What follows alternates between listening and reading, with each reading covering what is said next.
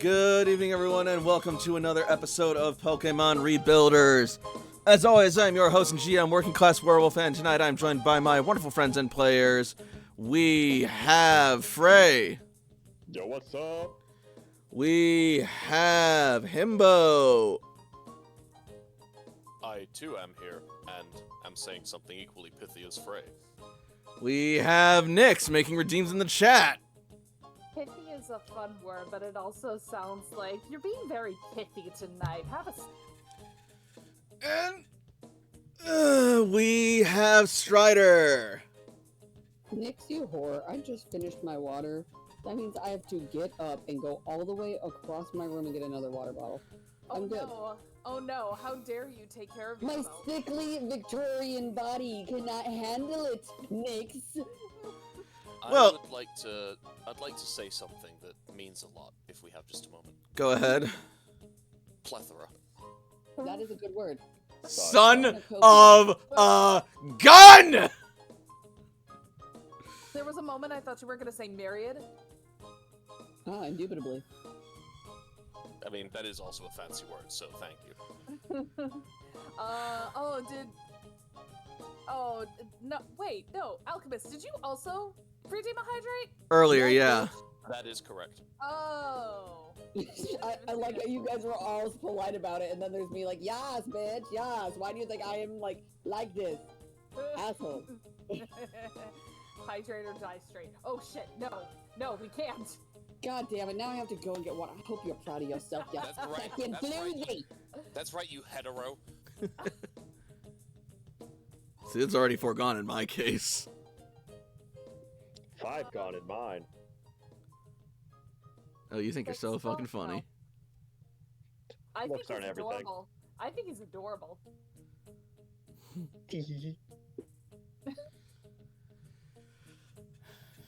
So, how are we doing tonight? Oh, I'm on break. I am happy. I need this.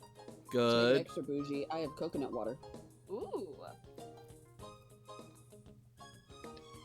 I am very excited for us to get into it. This should be fun. This is a nice place. Agreed. Very snazzy up in here. Heck yeah, love to hear it. Alchemist feels like a tragically hip song. Tired as fuck. That is my anthem. Lit. Right then, My arm hurts. I cut my arm today at work on accident with a fucking box. that sucks. It does, because it's in like the worst location. So like it just lightly touches things and immediately I'm like, ah! I know the feeling. It happens when I scratch myself open sometimes. Oh, it's wonderful. But enough talking about that. Are we ready to get started? Let's do it. Absolutely. Phenomenal. Alright. Then. Alright, settings are all in order. We are recording. Let's get over to the Rebuilders channel.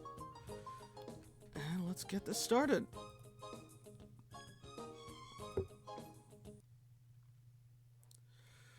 Alright. Also, Alchemist, I have not forgotten about your Who's That Pokemon redeemed 2 streams ago. I promise I'm going to fucking redeem it tonight or die trying. We're gonna hold you to that. Oh, believe me, I hope you do. Now then, By trying or the redeeming?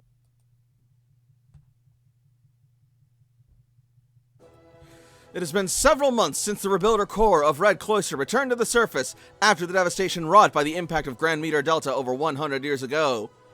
Since then, they have found countless new discoveries in the New World, along with countless more new dangers. Despite it all, however, the Rebuilders continue their mission to reconnect with the Cloisters across the region, as well as the rest of the world, in order to rebuild the world destroyed so long ago. Some of the most crucial contributors to this mission have been Layla the Soldier, Jakob the Caretaker, Toshiko the Scientist, Ace the Salvager, Cece the Tactician, and Sam the Renegade, now finally back together again. Progress has indeed been made, and the future is looking bright, but enemies still yet lurk in the shadows, and the Rebuilder's mission is still far from over.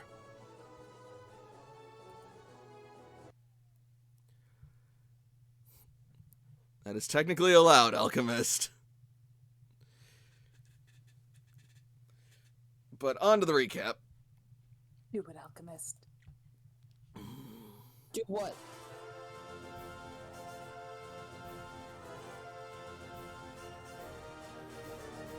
When we last left our heroes, they had just finished a relaxing break after arriving in Viridian City, and then had spoken with the commander of the Green Cloister, the master trainer and former champion, Blue, who informed them of some of the information that he had and speculations as to the identities of Christopher Caesar. In the meantime, after that, though, he said that he would look into the matter while he encouraged the team to relax and take a load after their long and arduous journey through the desert getting to Viridian City. However, the team isn't one for staying still, so in order to keep themselves busy, they decided to go for a stroll in the orchard. After getting a trade from one of the local bird trainers, one Crow Flockhart, for a Rookity egg and a Corviknight. After the trade was concluded, however, there was an incident in the orchard. Apparently, there was a swarm of pests bugging the orchard, so our heroes ran in to assist. It was a long and arduous fight, further highlighting our party's hatred and weakness of bug-type Pokemon, until eventually they proved victorious. After emerging from the orchard, they came across a pleasant surprise as AJ had finally arrived on the back of Dragonite to Viridian City after getting into a minor altercation with some law enforcement. Thus, we resume our story. Did not fight them. I thought I almost Disagreement got is more arrested. like it. Oh, not me. To his credit, AJ behaved. I did. I was so good. No. Oh no, I'm not liking the hints that Alchemist is dropping, and I'm scared now. Okay, then. Ooh, I moo. will- Moo means it's a part cow or bull. I will take a look. Look at that. I'm using the brain juice. In the meantime, let's get the music going, shall we? As we open back up to Viridian City, with our heroes having just reunited with AJ and catching him up to speed on what he's missed, especially in regards to the Primal Groudon and Professor Sada situation. Oh yeah. Though he had way more information about the Professor Turo and Kyogre situation for us. Yeah, that's a little unsettling. Yeah, Oh, you my. definitely notice, like, while he was, even though tired, very excited, the moment he starts sharing you about, like, Turo, he just gets darker. His energy just starts to deflate, and he's back to seeming like upset AJ.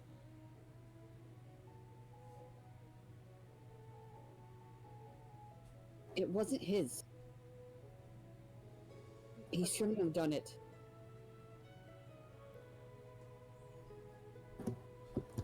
And he looked like a bad guy too. Like, what he turned into looked and screamed villain. What do you mean? What he turned into? Did you get a Back picture of at it by the- chance? I think I did. Or if AJ did or not. Can we check the logs? And if that's not certain, I'll have you high or low it. Okay. Don't Look. growl at me. I'm getting a fucking hair off of you. I would imagine a high or low. Yeah. Terra monologues. Like the old rovers are Sparks. AJ calls him power hungry.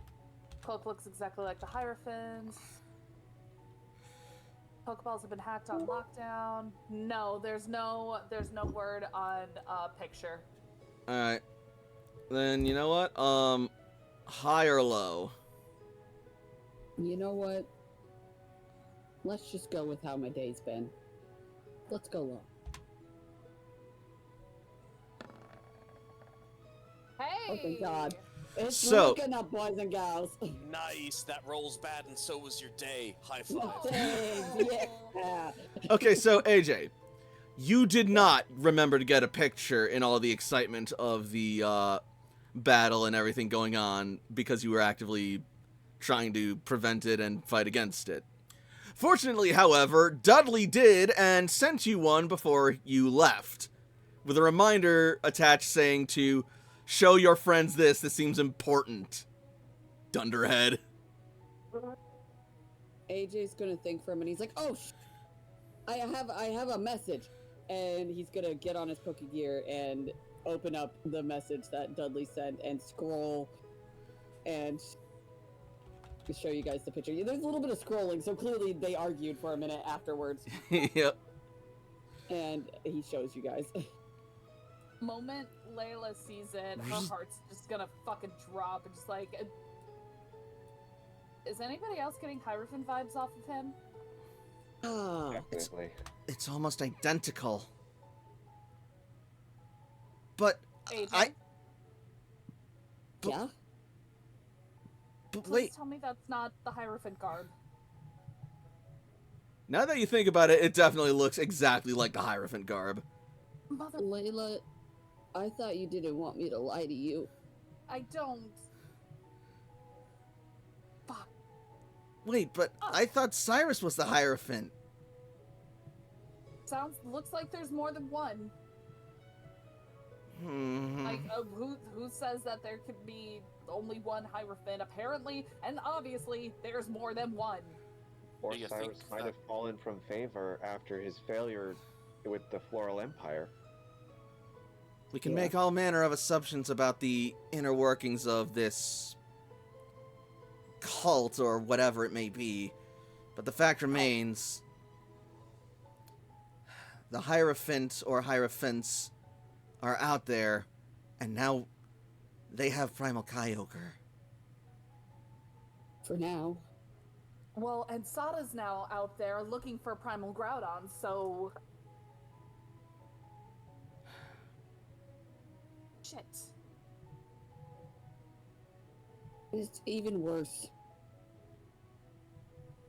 Let's look at it from the standpoint of how the cloisters are. There's multiple cloisters, each of them has somebody in charge. Let's, for now, consider Hierophant to be more of a title that multiple people can have rather than just a single person. It would be foolish of us to think that it's only one person when that kind of danger can be more widespread, and we need to be as careful as possible here. Speaking of being careful, should we be having this discussion out here in the open? Absolutely not.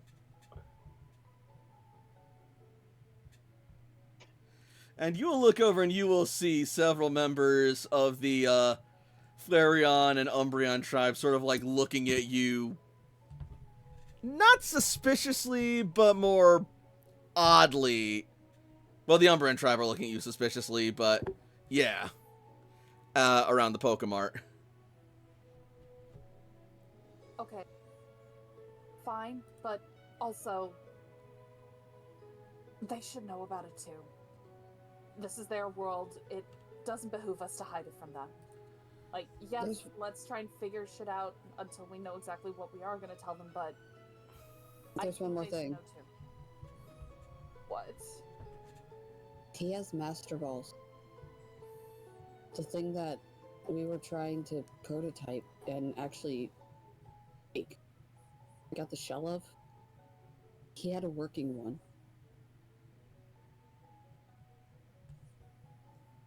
I do. Okay, yeah, let's go inside. Because I have a feeling we're going to be talking about this for a little bit. Do you guys have any food? Inside, probably. No, AJ's asking that while walking. Yep. Jakob just like slowly puts his hands up in the air like he's not even fucking here. Who do you think he asked? I don't know, apparently you just asked the sky. I'm gonna start rummaging around. Listen, inside like, my if you were jacket. here, Jakob, you would be getting food ready for me. Where are you, bro? A Lunchable will slowly lower into the hand. Oh, yes. My god, Jakob. What a saint. No relation, but thank you. So you will make your way inside the gym. Oh no, do we have to go back through that whole entire thing? Well, AJ hasn't seen it yet. Oh no, oh. AJ, in true ADD fashion, will look at it and go, "What is this?" It's how you get into the cloister. He's going to run up and slide. Yeah. Oh my god. Layla is like, if anybody tries to stop them, like Layla's just gonna be like, just let him figure it out on his own. You know, I'm down. AJ has better athletics, so I'm down. AJ's a fucking tomboy. He'll be able to fucking just cheat his way through this, no problem. Yeah, but We let's be cheated for our way real. through it. Let's be for real. He's gonna want to play around first. Fair. He's gonna go wee. Exactly. Just let him get it out. Sometime around like I missed him. right here, he eventually just goes, "Okay, so is it possible to just like not do the rest?" Yeah. Oh, great. AJ's gonna start cheating. Yeah, that's pretty much what we did. Alright. So you guys will make your way over and across and eventually access the elevator, making your way down to Green Cloister proper.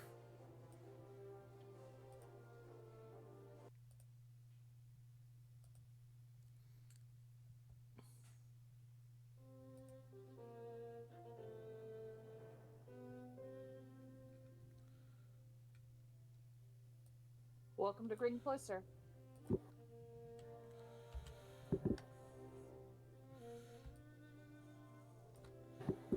Just get AJ in over here. There we go.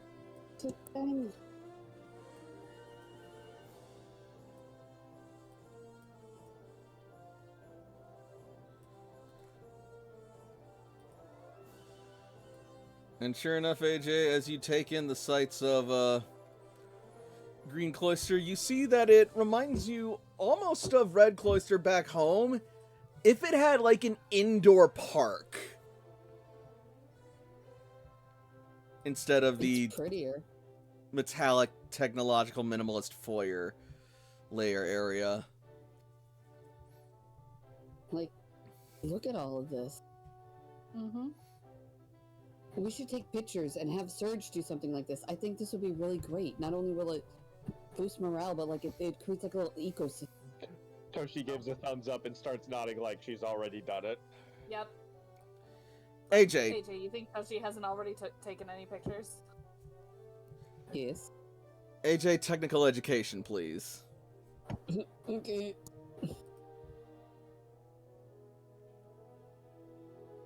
Hey! I mean, I don't know. Yep. That's a pretty average roll. So, you recall that the original reason that Red Cloister didn't have this sort of like inside sprawling sort of botanical ecosystem and park area was because the solar generators and the artificial sunlight that would be needed in order to power and supply it would have been a bit too taxing and without enough of a resource given the constant overcast that hung over Vermilion City in the past. But things might be a little different now that the weather has changed somewhat.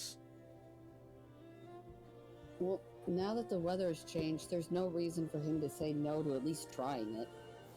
Suppose not.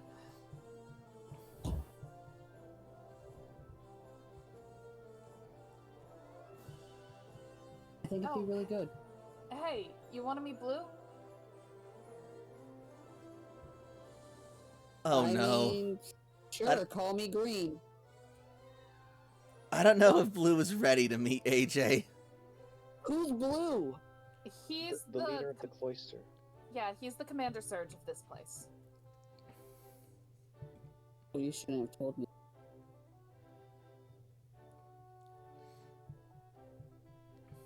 I know what I said. Oh boy. Oh, by the way, there's something going on with my dad and my mom. Did you talk to him about it? Oh no, I know now. Yes. And did you talk to him about it?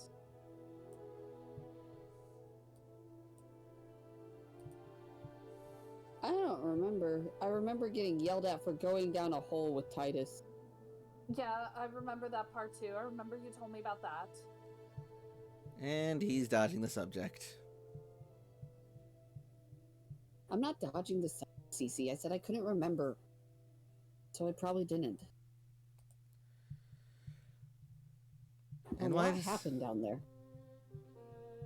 Oh, I'm sure.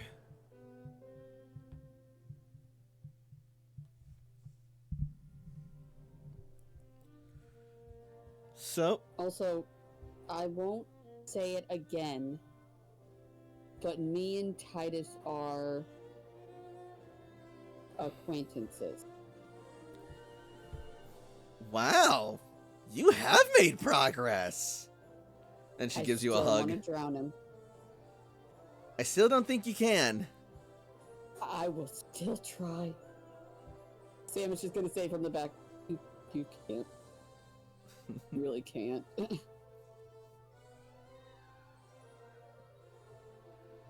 Okay.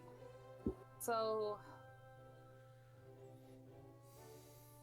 we should probably talk to Blue about this anyways. You know, the whole Sada Turo bullshit. So does he like wear the color blue? Is that why that's his name, or is it like a nickname? That's a great question. You can ask him. You know, I will. I should start writing these. There are a lot of people with color-based names. It's just an etymological thing that happens in the region. In the world. Yep. It's mainly in Kanto, but there's also been somewhat practice in Unova as well.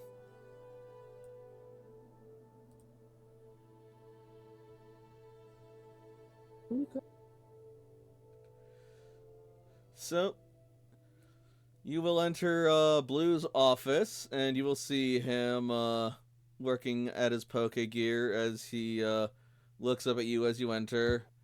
Hmm? What is it now? He will then There's look over. nothing blue in here. He will then look over and notice AJ. Ah, I see. Another one. You're not even wearing blue. Layla, I was lied to. Too. His name is Blue. And he is very busy, so what? Make this quick. Wow, you really are like my dad.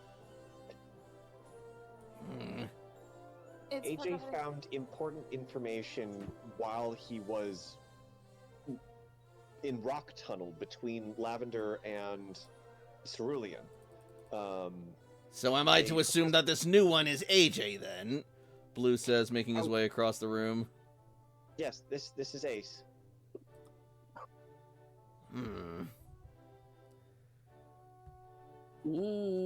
Pesky young squirt.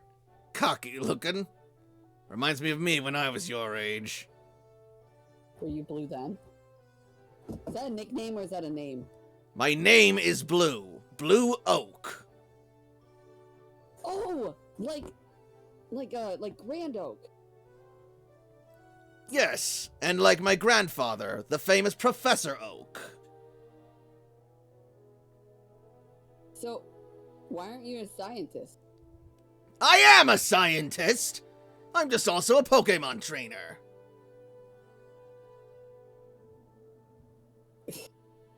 I'm sorry. The look on my face, you guys. AJ basically just has this shit-eating grin, seeing that he got like him all riled up. Yes, wonderful. I don't. we dumped a lot of information about you. Did we ever get a chance to tell you about the cult of Giratina? What? Are you proselytizing now? And wait, what was that about Giratina? Okay. What is so, that about a cult? Okay, so no, we missed that part. Okay. This is important. When we were fighting Agatha, we learned that she was trying to summon the anti-dragon to this plane of reality, and we've encountered the Hierophant of Giratina at various points in time, who turned out, when we encountered him in Vermilion City, to be Cyrus. Wait, what's an anti-dragon? Like, Toshi is Giratina. pulling up pictures as she speaks of pertinent topics, like a picture of the avatar of Giratina that we fought in the Repel Grove. She pulls up the hooded picture of the Hierophant from that fight. She pulls up the de-hooded photo of him from on top of the Floral Tower. Layla will also mention the reason why As you guys are Excuse me. saying that,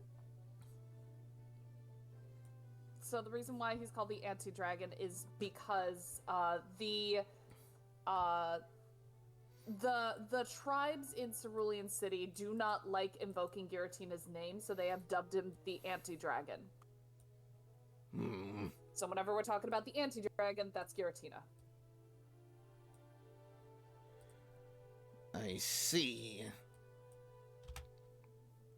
In Vermilion, they were trying to channel the forces of life and death to punch a hole in reality to let the anti-dragon through.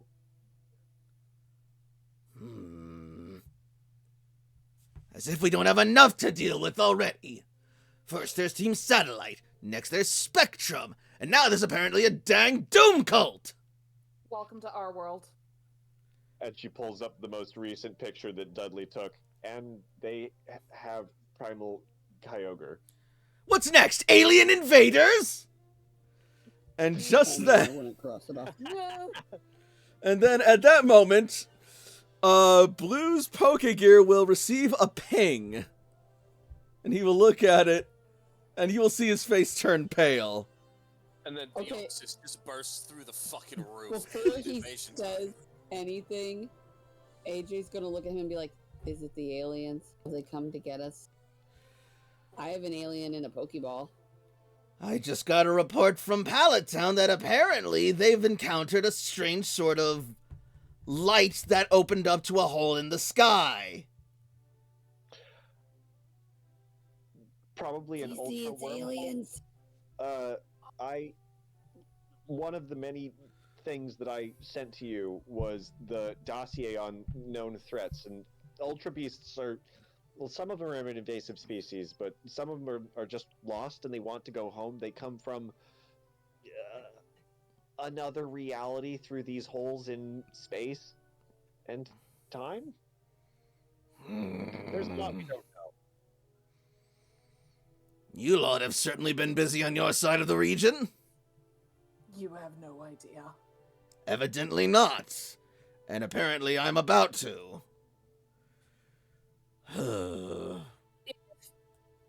Listen, I know we just dumped a shitload of things onto your plate. I'll say it's no wonder you lot can't settle down. You never get a moment to breathe. You see, AJ, Actually, Layla just doesn't know how to relax. he gets it. He understands why. Anyway, if you would, honestly, do you want us to investigate what's happening in Pallet Town? There'll be no need for that. Not just yet, anyway. I've already got a fire team over there working on the restoration project.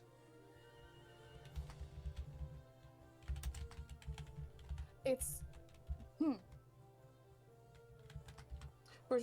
I'm just used to us usually being the problem solvers in this. It's weird knowing that there are actually other people who are solving problems. What, you think just because we haven't made our way across the region yet, we're not capable of solving problems? We had to build a whole bunch of infrastructure on our own whilst doing diplomatic relations with the Flareon tribe, and that ate up a lot of time and a lot of resources. To say nothing about earning the trust and respect of the damn Onyx tribes and the constant harassment and bombardment from the hostile tribes such as the Mandibuzz and the Sandslash.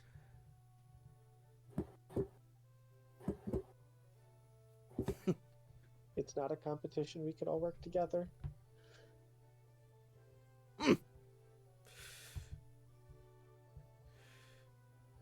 Forgive me. That was some of my, younger days coming out. Once you're a gym leader, you never really stop. And that competitive spirit still burns deep in my soul. You were a gym leader too? What weren't you?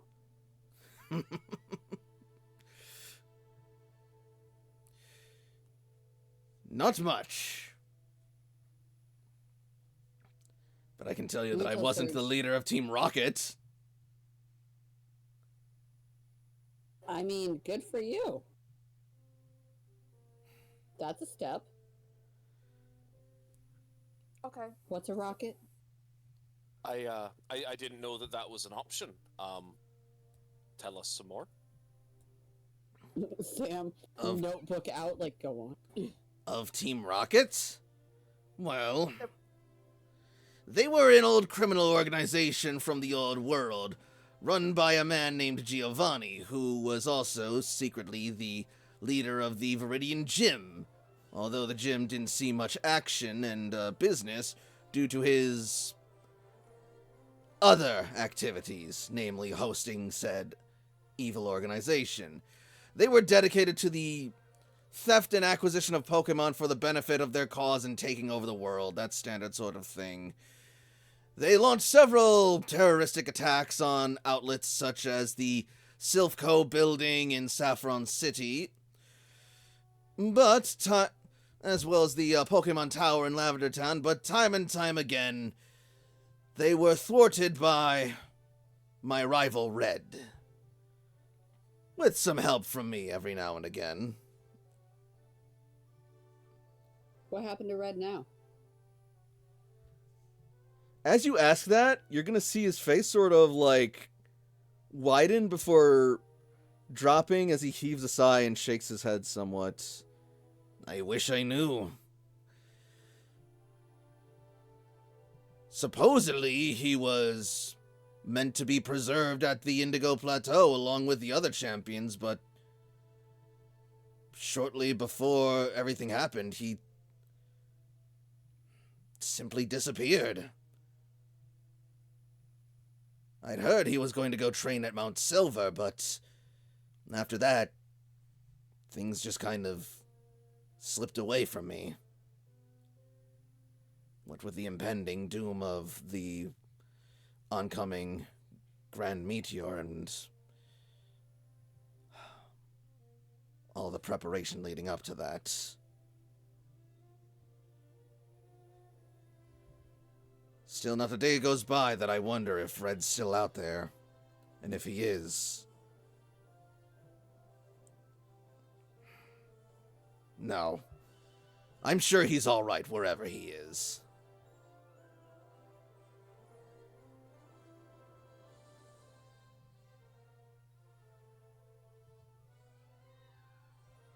Anyways, we've wasted enough time talking about this and that and reminiscing on old history.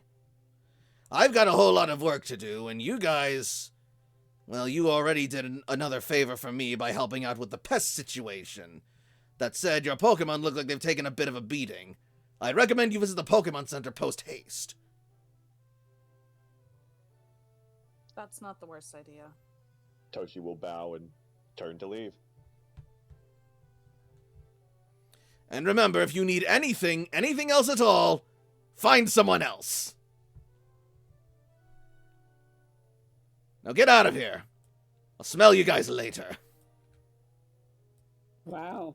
That's so dated. oh my god, AJ, come on. Next time I see you, I want fresher, like, insults. Blue, before we leave, a really quick question. To get your jokes and your insults, do you use a fossil machine? Layla is dragging Jakob out just both turns AJ around. And Jakob, just we're going. We're AJ going. is high Jakob doesn't fiving even wait for Jakob. a response. He just turns around. He just walks out. AJ runs after him to get that high five. Yeah. Alright, and so you guys exit the room. So where do you guys go next? The Pokemon Center was pretty heavily suggested. I don't know about the rest of y'all. Alright, if I'm not hearing any objections, you guys go to the Pokemon Center.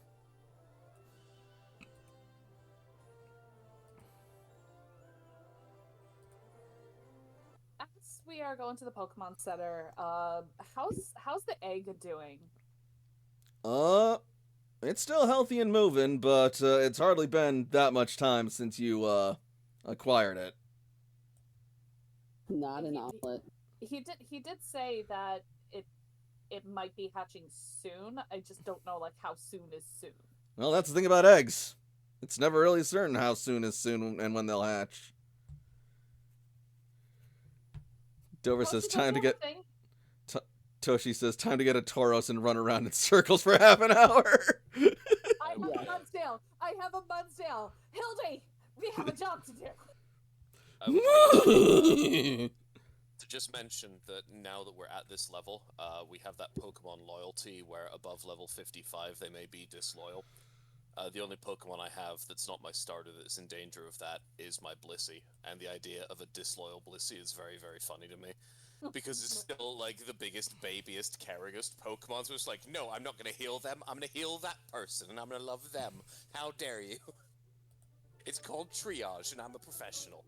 And you're like, you go ahead, Blissey, you're wonderful. Hey, Toshi, did we get a thing that's supposed to help with egg hatching? I believe that Frey stepped away for just a minute or two. I am now back. Oh, that's Hey. great timing. A thing to help with eggs. Jakob got the heat more. Oh. Yeah. I don't know what the heat more can do. It has the I think it has the egg warmer ability, or at the very least, like it's something that contributes to like. That is what you told me. Yep. I'm just scrolling back down to pull them up right now. Got it. Well, I got an egg that needs warming. Why? Egg warmer. Yes, it has the egg warmer capability. That's right. Rules of which would be somewhere around page 303. Hold, please.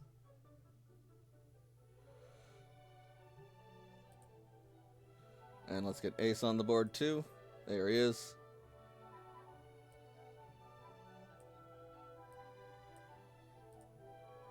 Egg warmer. A Pokemon with egg warmer may heat up an egg once per 24 hours. Roll 1d10. On a result of 1, nothing happens. On a result of 2 to 10, the egg's hatch time is reduced in hours by the number rolled. May I take this opportunity to roll a d10? You may. Cece will take this opportunity to get her Pokemon healed up. Like, the Pokemon are getting healed up, but, like, Layla is... Mhm. Like, Layla also has the egg while this is happening. Like, 5, not bad. reduced by 5 hours. Toshi pulls a net ball out of her storage. Alright, but then Jakob, I want to have Heatmore out and either standing near or holding that egg. I am working on that right now. Some Pokemon, by their nature, are just good for eggs. You know, I'm kind of surprised that Blissey doesn't have something like that. You know, what with the having an egg, thing. I think that has something to do with her not being a fire type. That tends to be more of a common trait amongst them.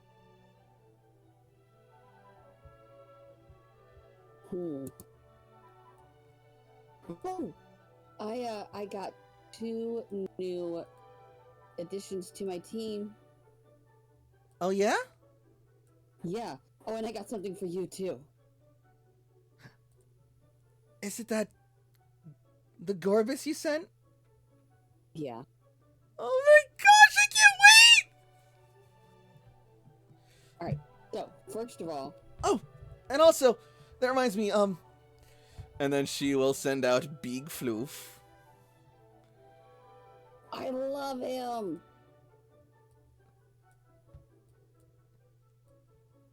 Ah, it's an AJ's Alpha gonna approach Flareon! it. So he's gonna approach him so cautiously. Charm roll. Okay. I almost rolled Sam's, and I'm like, I was oh, about to we're say, you screwed. should have a bonus because it's an EV. I'll give him a +2. 12. That would be, yeah.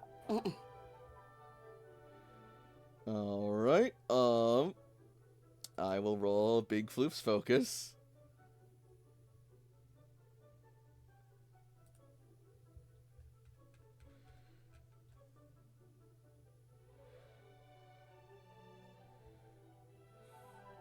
That can't be right. What?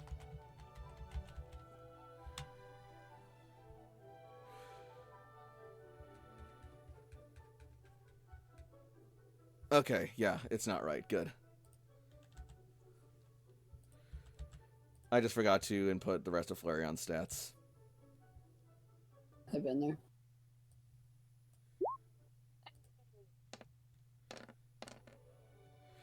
Alright, Barely, but I won. as you approach it initially, you will see its eyes narrow, its ears will lean back, and its tail will stand up on end as you feel the heat radiating off its body and the smoke billowing from inside its lips. AJ's going to sit down and like just extend his like, not like he's reaching towards it, but like when you drop your hand to show you're not a threat, and like extend it out to like you could smell, I swear. Mm-hmm. And Flareon will smell your hand briefly, and it will lower its posture and not necessarily drop its guard, but it will become less actively aggressive towards you. AJ is not going to give it scritches because like that's still a trust thing, Mm-hmm. but like gently give it pets. As you give it pets, I want you to make me a survival or focus roll. I'm smart. Can I have a plus to this? He Well, came this- prepared. Did you come prepared with the ability to pet something that is, hotter than flaming hot? He does wear gloves. Yeah, fucking permanently now, because they melted. I'll give you a +1, but no more. I will take it. Woo! Is it a failure?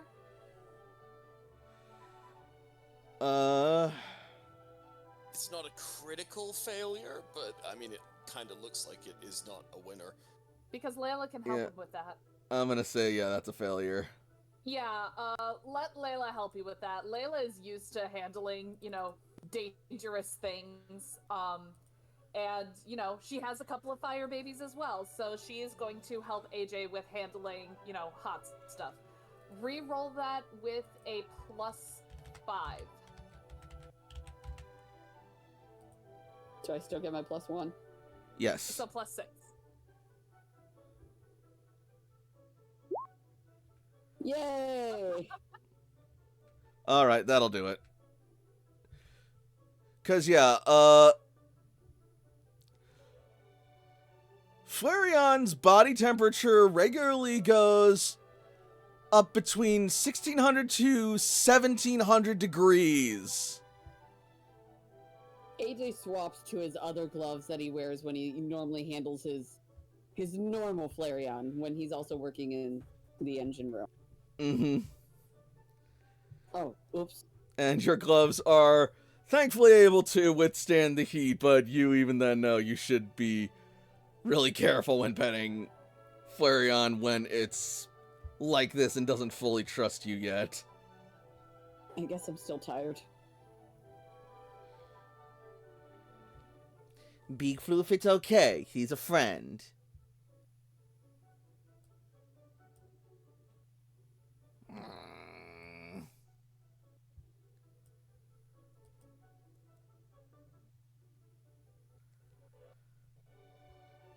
And Beak Floof's body temperature will drop slightly so he lets you pet him more easily. Yes. So when I was there, the goal was to get ground type. I have 2. Oh? Go on. When done petting the Flareon, because that takes all of AJ's attention, let's be for real. Yep. I don't want to bring one of them out while it's so crowded. Is there a place we can go that's not crowded? Oh, there's plenty. This place is huge. Sure, we can rent out one of the rooms. Well, by rent out, I mean just occupy the space and make sure no one comes in. Yeah, I think they might like it better. All right.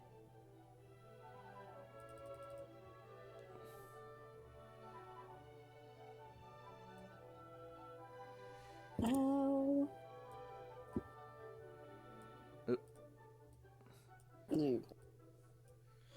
So, as you guys start to make your way through the Pokemon Center, Nurse Joy will stop you a moment as she calls out, "Oh, it's you! I just remembered. One of our patients asked me to give you a message." Which one of us? All of you. Oh, okay.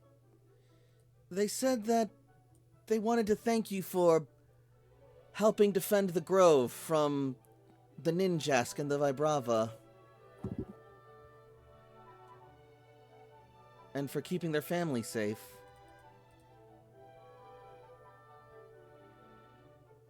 Oh, They're welcome. yeah. Toshi beams. We're here to help. Alright.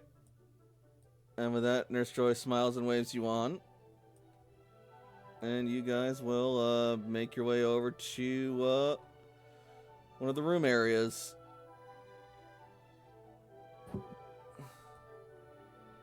Alright. The first one I'm going to show you isn't as needy as the second one, but the second one is understand. I want you guys to meet Alex Sandshrew the Wait, what? AJ, that is probably one of the best things you've ever named. Censor! This is Alex Sandshrew the Great. Oh, and he is great. What? Isn't he? Toshi's taking pictures. He wiggles and squirms in AJ's arms. AJ sets him down. He's just a little thing. He curls up into a ball and What do you immediately do? just starts rolling around the floor around you AJ guys. quickly catches him up. Athletics check. Alright, yeah, you got him. There's no way he could beat a 23. Yeah, I'm like, okay. As you catch him and scoop him up, he's gonna uncurl from a ball and look at you like, what? It's dangerous to roll around in here. I'll give you rolling time later. Where it's safer. Do not sass me. Careful, AJ, you're sounding like your dad. Or your mom. Ew. That's even worse. But I'm not putting him down. He wiggles and thrashes in your arms some more. AJ puts him back in the ball. Okay. He's a lively little fellow, isn't he? Yeah, like I said, he's still pretty weak, but he's gonna get strong. And The what next- about your other one? The next one, I kind of rescued, and I mean, he's gonna be staying with me now. Then he brings out Cubone.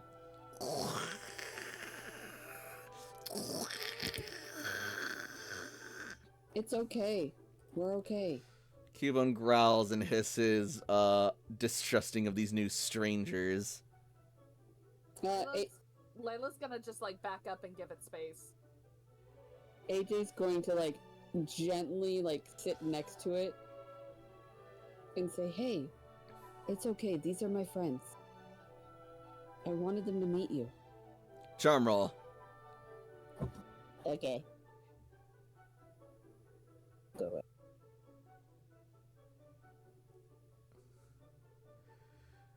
I'll give you a +1 for your rapport with Cubone thus far. That's 12.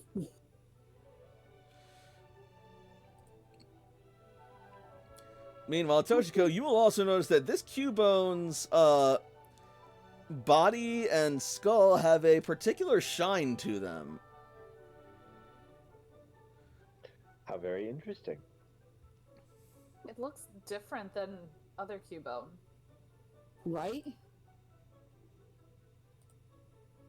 He's really cool too. And brave. Almost looks a bit closer to kind of like a dark maybe like that shiny palisand that Sam has, right? That kind of complexion maybe.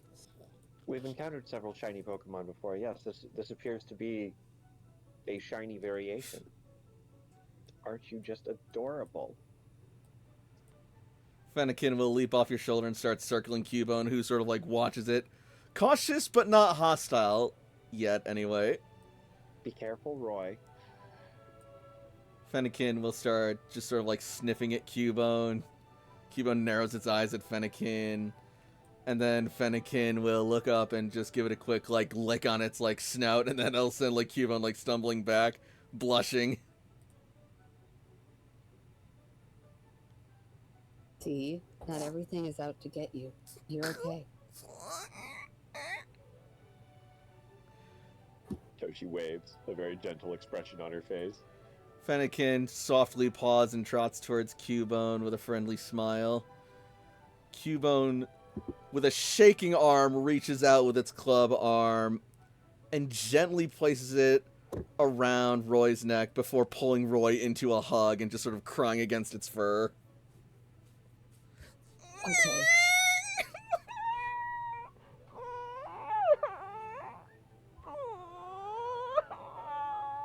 That, AJ, where did you find this one? when we were in the tunnels, Rock tunnels? yeah, Wow. Pokemon education check for anyone besides, actually probably even for AJ at this point if they wanted. I mean, I'll humor you, but right, like, that's... Yep. can I get an advantage since I was there? Yeah, I will give you a +1 to this. Bad. Take it. Hey! Look at that! Now, Sam, watch us all disappoint. Hey! How?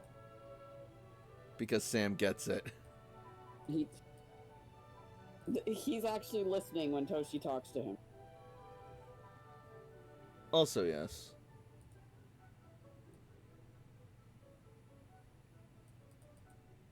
God dang it. Alright, yeah, so, and I'll just do it for CC, though, for funsies. And also because she's got a badass Pokemon education score. So, while it sounds like just frightfully sad and scared, and to an extent it is, but this is also depressingly natural behavior for Cubone, especially when they are young. They are often regarded as one of the saddest, most depressing, and pitiful Pokemon. In the literal sense.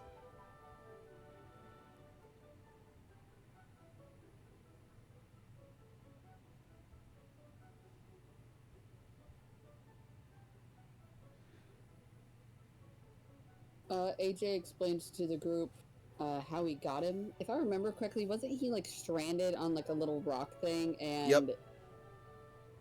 Pokemon were going after him? Yep. Yeah. So I quickly got him. Be a terrible way to go.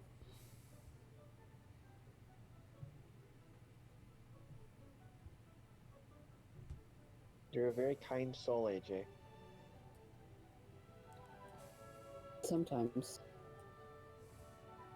CC immediately comes up and hugs Ace from behind. AJ will put an arm around her and hold her back. I haven't thought of a name for him yet.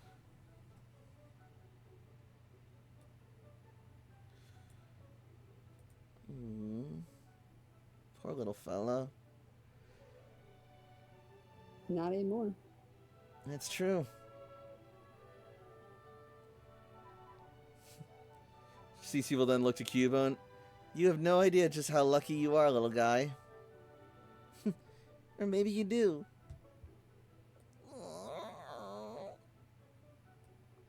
He just sort of like hides against AJ's leg like a shy toddler with its parent.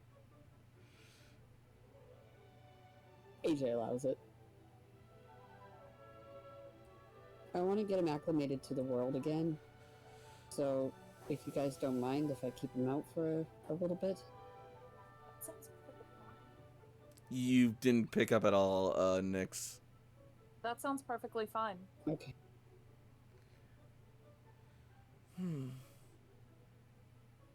So where are you guys staying? Like, do we have a place for us to... Well, I Rest? think we have a room in the cloister now. Dang. Yep. At the very least, we could lodge here if we have to. We should probably save beds for those that are hurt or sick. I think we have dedicated beds for those. This is not medical facilities. These are like guest quarter types. Ah. It could have fooled me for as long as I was in one. Medical facilities would be through that wall, probably.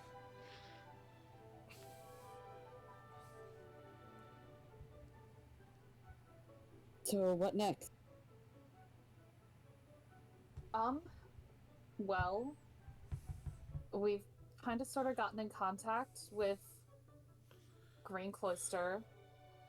We're waiting on Blue to find out some information for us, something that we think might expose Caesar, and maybe, if we're lucky, show Spectrum for the assholes they are. But after that, we are, I guess, we're gonna try and head for the Indigo Plateau. There is the Eternatus energy to investigate. There's also still the matter of why we're actually here in the first place. Namely, getting Green Cloister and Red Cloister, along with the rest of them, back connected up on the central relay. Yeah, how do we do that? Looks to I could AJ. probably help. I could probably help with that. We have to just see how strong their boost is.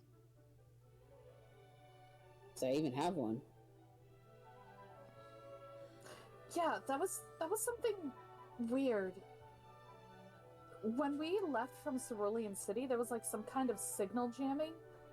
We're not sure if this is like the same thing or Oh, if there's something else. So, Kuro hacked our Pokeballs and everything to where we couldn't use them. I had to unhack it. That's What? troubling. What do you mean couldn't use them? Like, when Kyogre was going to attack me, I was going to try to get Lucian so I could fly up high, and it didn't work. And I'm glad that he chose me than anybody else because I at least was able to dodge out of the way. Hold on. What do you mean it didn't work? What didn't work? It's a Pokeball. You were trying to bring out your Pokemon and they wouldn't energize? It couldn't. Why not? He hacked it. He hacked all of ours. How do you have the Pokeballs? I don't know, but I had to fix it. Okay, can you protect against it so it doesn't happen again? I mean, after I get some rest, Layla, I'm sure I could try. Okay. Yeah, I know. Okay, so tomorrow, what are our priorities? Breakfast. Well, that's an everyday thing. That's kind of a given. Our first Training. our first priority should be the mission. Namely, we need to focus on getting Green Cloister connected with at least Red Cloister, and then going from there. If we can get them connected with the rest, great. But that first step is going to be crucial. And it's better we get them connected with the Red Cloister first before Yellow Cloister. Okay, well then, I guess I'll wake up early. Get a head Okay. start. Okay. Jakob, Aye. is it possible if you could also wake up early so I can have breakfast? You can go back to sleep. I usually do that, yes.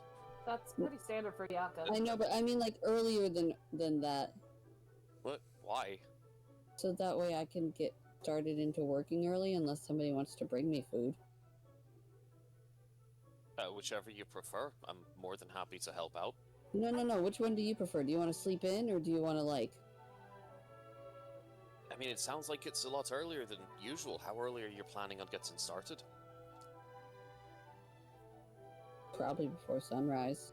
I get up right around sunrise, so yeah, you'd be starting off before I get ready. What time is it now in game? I'd say it's coming around 7:30 at this point, probably, if I'm being generous.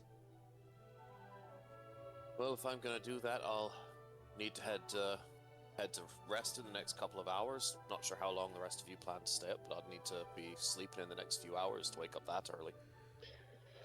I mean, if there's anything you guys need me to do, I prefer to do it before I head to sleep. So I'm with you on that. Well, I guess here's my question is, getting communications up, like, is that going to be something that only AJ can do? Is it something that we all need to be able to do? Or, like, how can we help? Because right now it's sounding like this is something that AJ is doing. I Because mean, AJ's the only one who knows how to do it. I can walk you through it though. Make it fast.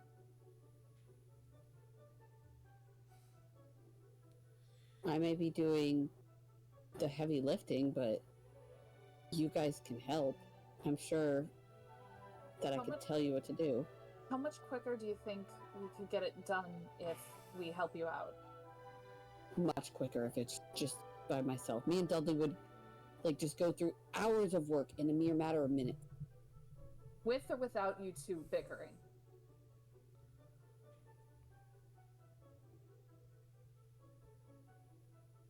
That's with. Me and Dudley would get through hours of That's what I thought. Okay, yeah, we can help out if that's the case. Yeah, we're gonna probably want to turn in early. I might. which, by the way, Drago says hi. Oh.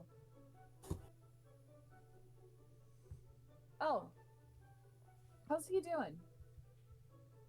Oh, he's doing really good. And you should definitely see his Dragonite. It's so cool. Like Totem Dragonite? Yeah.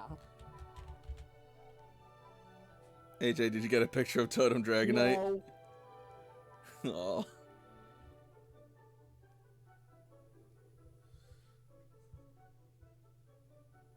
well, I guess. I don't know. I think I'm probably gonna maybe get one last bit of training in, and then I'll turn in. Well, actually, Layla, I also thought of another thing if we want to. That is, if some of us would be better suited to more hands-on work. Helping with the relay isn't hands-on? It is, but sometimes even with guidance, we're not always the best with technology. But if you'd rather focus on that, I'm not going to object. Well, what were you suggesting? Because out of character, Layla has a 1d4 in tech ed. That's not going to be very helpful. Yeah. Sam also has a 1d6 in tech ed. Yeah, no. Oh my god. Yep. Well, if we're going to be getting a communications established, we're also going to want to make sure that the relations between our cloister and the local tribes is as favorable as possible. And to that end, I think we ought to help out in establishing some goodwill and maybe taking care of things around the area. And I keep hearing a lot about this Red Steel character. Perhaps looking into that might be something worth investigating for us. Honestly, I would be inclined to agree. Given all the evidence we found of it so far, it seems like it's proving to be something of a nuisance. Alright. So we'll go hunting for some red steel tomorrow then. Alright. Those will be our divided priorities then. We can decide once we're all awake what we want to do and where we want to focus.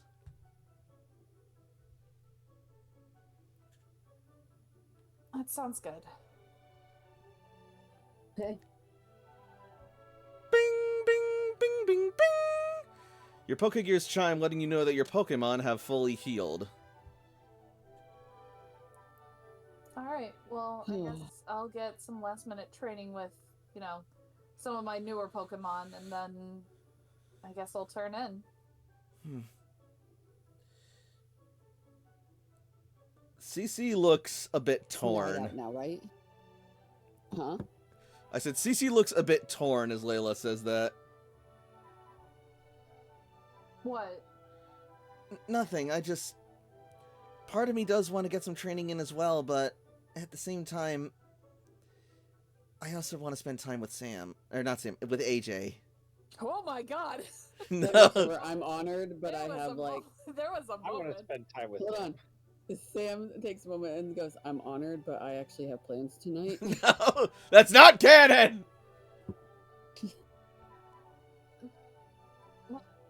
Go spend time with them. I'm Alright. assuming that AJ took all the broken Pokeballs so that way he can fix them, because that's kind of been like his idle hands thing. Yep. Yeah, Toshi passes all that information over. Alright. Push your guys' names later. So, Alright, well, I'll see you guys later, and I'll turn in after training. as you guys each make your way down to retrieve your Pokemon, you will actually run into one of the local Pokemon Rangers at the front desk.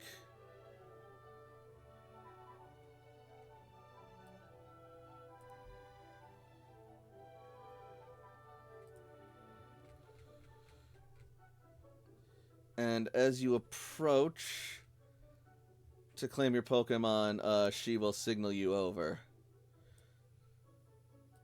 Excuse me, you are those rebuilders from Vermilion City who came in and helped with the pest swarm earlier today, yes? We are. Excellent. My name is Ranger O'Malley, and I have a request for you on behalf of the Pokemon Rangers. Okay. What can we do? If you'd be willing, given the recent events and the injuries suffered in the Ninjask attack, we were wondering if you would be willing to contribute some of your Pokemon to help with a sort of Night Watch substitute whilst our staff recovers for the orchard.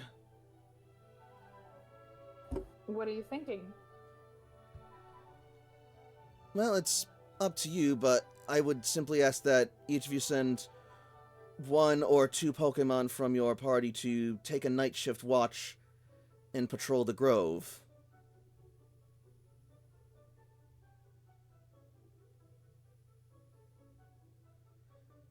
You can trust us to see your Pokemon are taken care of. We promise that they will be handled and treated with the utmost decency, respect, and professionalism. And they would be returned to you upon the morning. Immediately. Okay. Are there any ones that you would recommend? I will leave that up to your judgment. You know your Pokemon better than I do.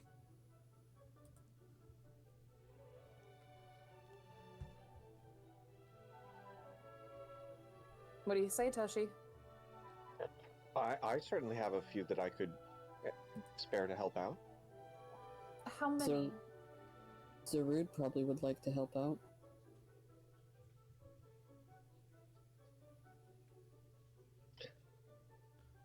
Like, how many would you need? Like I said, just 1 or 2 from from each of you.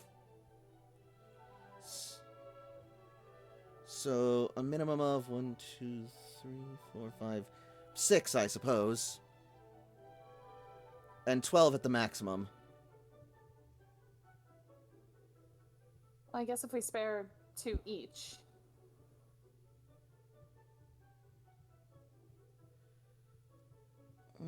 Well, I suppose it's been a while since one of my Pokemon got some exercise. A couple, actually.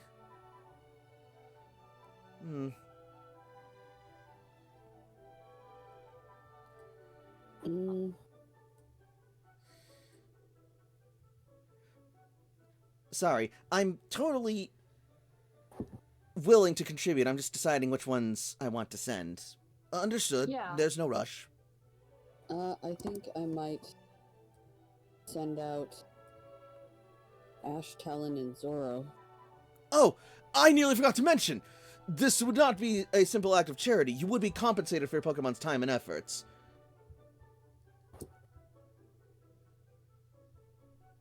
Well, I know Cleo's gonna be itching for some I action. don't think Ash, so- Talon cares.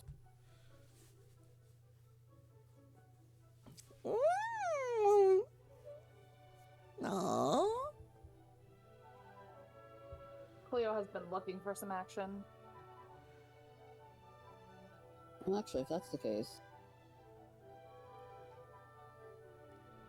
I think I might have Ash Talon train my Sandile. Instead, give him some training experience with somebody I trust.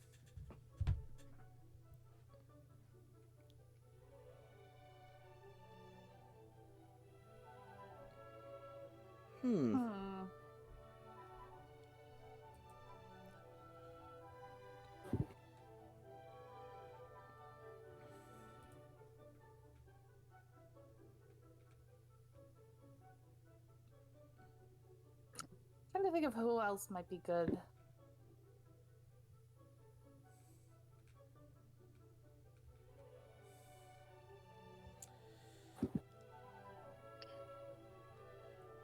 All right. You know what? I haven't had you do anything in a while. Let's give Ivan some time to shine.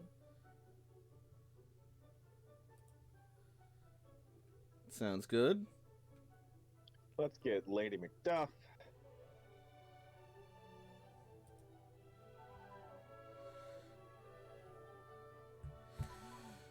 Alright.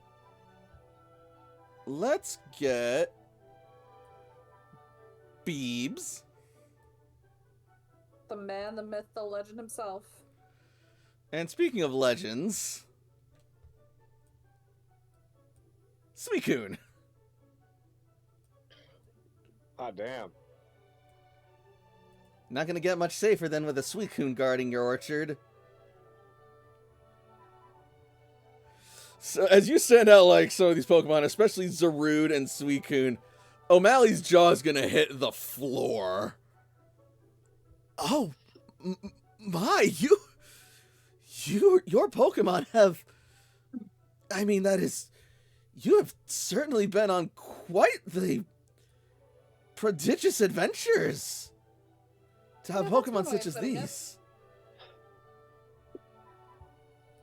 We've met and befriended some guardian spirits, and Toshi will send out Zagreus. Yeah. That's a lovely Typhlosion, but something looks a little different about it. Something is a little different about it. Vroomf. And it like flares out its like astrally red fiery frill. Oh, so there is.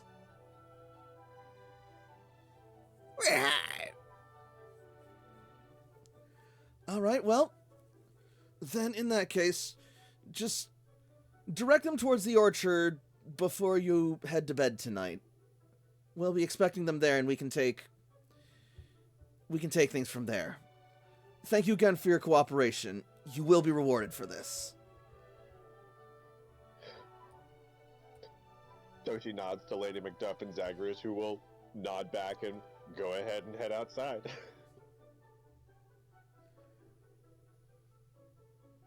Layla will have Cleo and Ivan go with the ranger, and then Layla will head off to training. Alright. Beebs will hop onto Suicune's back, and Suicune will follow the ranger. Oh my god.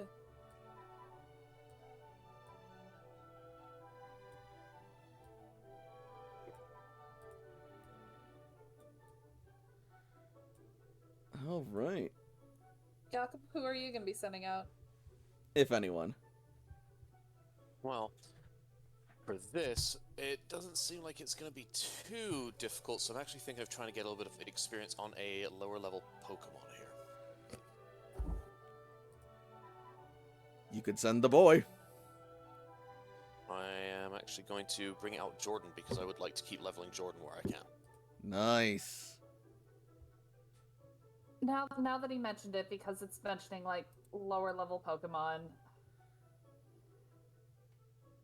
Oh, The I Pokemon mean, Center is one of the least likely places for my Pokemon to receive a fatality, so this is the place. okay, here's the thing. I'm gonna change my mind on Ivan. I'm sorry. Okay. I will have Zev go. And I'm debating. Everybody. I'm debating something. Well, Zev is like still in the 20s, and so is Cleo. But on the one hand, they're the lowest level and still in the teens. On the other hand, I don't. That's not true anymore. That's not Chunk? true anymore. We got babies. Sandshrew the Great is level 7. Oh, I'm talking about like in Layla's roster. Chunk is her lowest Okay. level baby, still in the teens. But the problem is, it's Chunk. Yeah, and this is a security job. Yeah, no, it's just gonna be Cleo and Zev. I don't trust Chunk with Yep. responsibility yet. Nom nom nom. No. AJ's trusting your guys' Pokemon with responsibility is what's happening. What happened to the orchard? Chunk's just sitting there. The trees are all bare, and he's just like lying there. Just... No. Zagreus would not Mhm. allow. So Cleo and Zev. Dover says, "Don't fall for it! This is how Ash gave away all his Pokemon in the first season!" Shut up, Dover! Stop spoiling! I mean, that's not happening. Anyway, Yep. I think that's my team. All right. I'm only sending as AJ1. That's fine. Are you sending Alexandru? But Sam is sending 2. Calm down. All right. So Zarude and Sandile. See you. I don't need you sassing me. Silly girl. All right. Don't kick me with your long ass legs.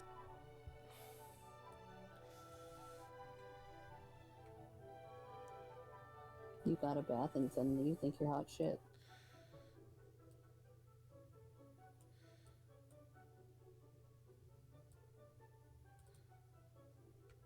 I Yeah. might have to walk away for a second because the dog That's is all good. being obnoxious. I'll let you know.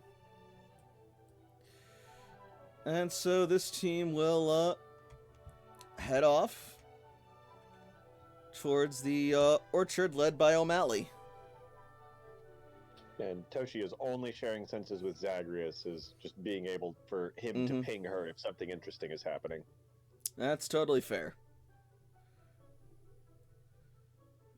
In the meantime, the rest of the team can relax and Why are you petting me? do whatever they want from here. Do some training or just enjoy the rest of their night. See, Sam's what? something. He kept checking on it during the day. You cut out. What did you say? Sam really wants to check on that spirit tomb thing, because he kept looking at it during the day, and then he made a revelation. What if he checks it out at, like, actually at night? All right. The odd keystone feels a little colder to the touch, but other than that, it doesn't seem to be doing anything. What's the moon? The moon is full. I'm gonna sit outside with it. At least for a little bit. Like, I'm gonna inform Alright. the rest of the party where I am, because, Sure. yeah. May I join you? You may. Toshi will follow Sam. Hey, AJ, Yeah? mind if we head back to the room? I think you and I have a lot of catching up to do. Yeah. Oh. Layla just kind of watches Sam and Toshi go off in one direction, and Cece and AJ go off in the other direction. You and then cut just out kind on of- mine. You cut out on mine. What did you say? Layla watches Sam and Toshi go off in one direction, and then Cece and AJ off in the other, and just kind of slowly turns over to Jakob.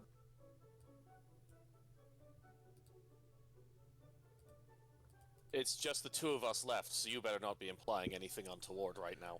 I know you're not implying anything. I have connection. I can call Maroon right now.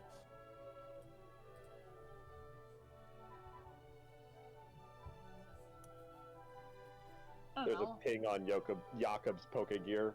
Look, I And don't think that Toshi. they're going off to do Pokemon training, let's say. Maybe some fighting involved, but not with Pokemon. I wasn't implying anything. What I was gonna say is that, well, they're off doing their thing, they're off doing their thing. I'm off to do training. Would you like to train?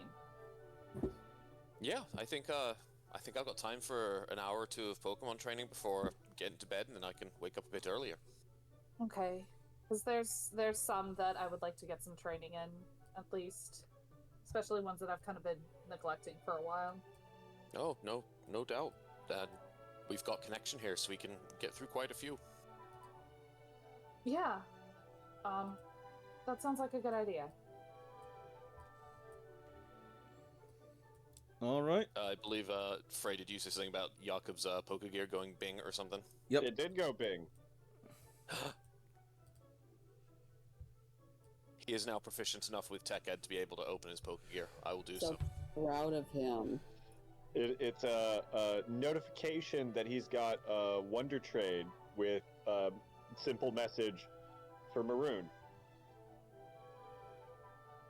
A Wonder Trade. Mystery gift. Mystery gift. Okay. Yeah. Yeah, That I'm not thing. too familiar. Oh. Do you want to send that to Maroon? Like, give her a call or something?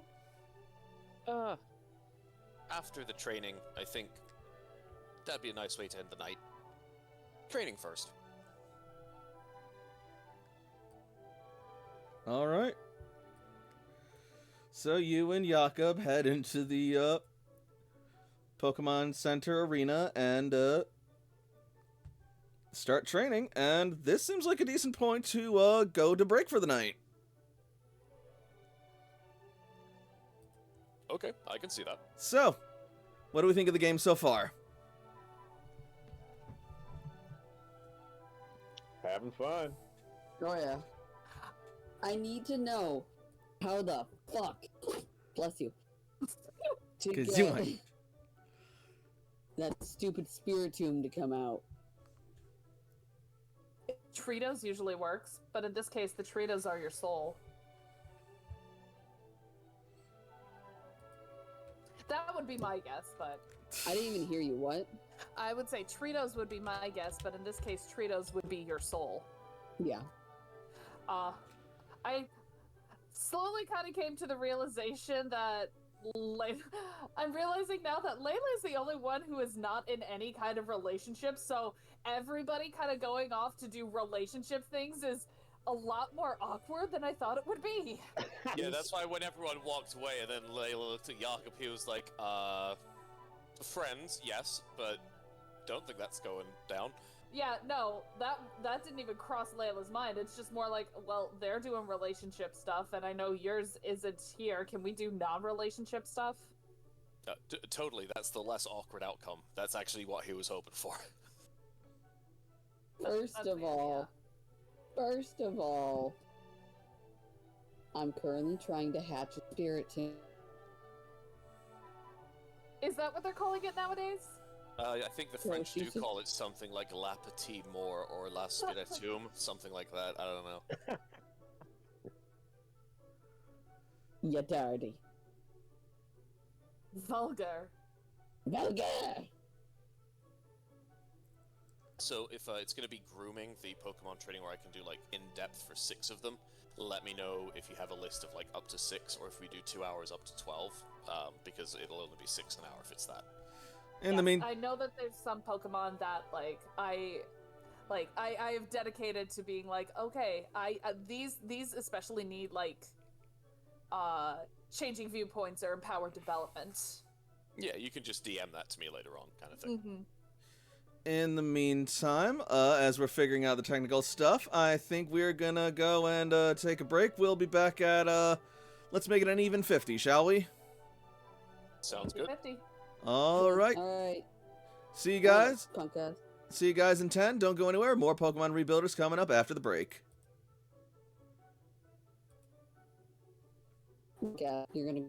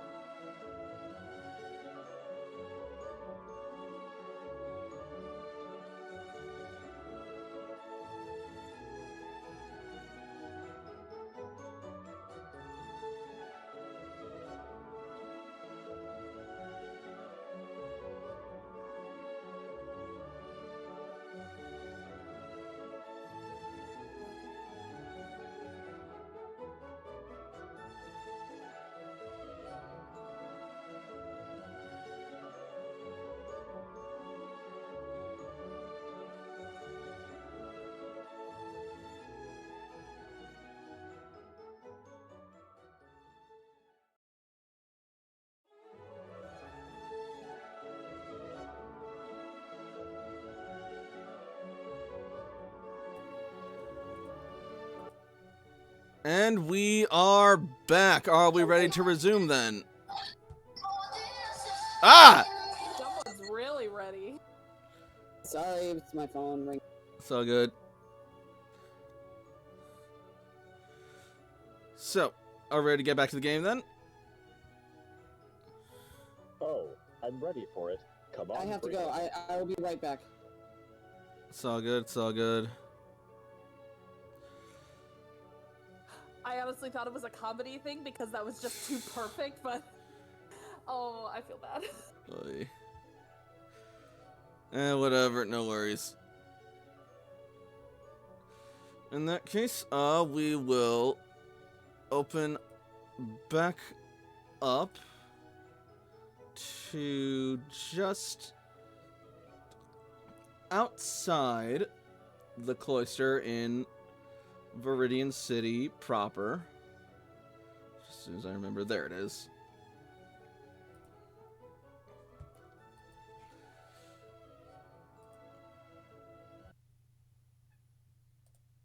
As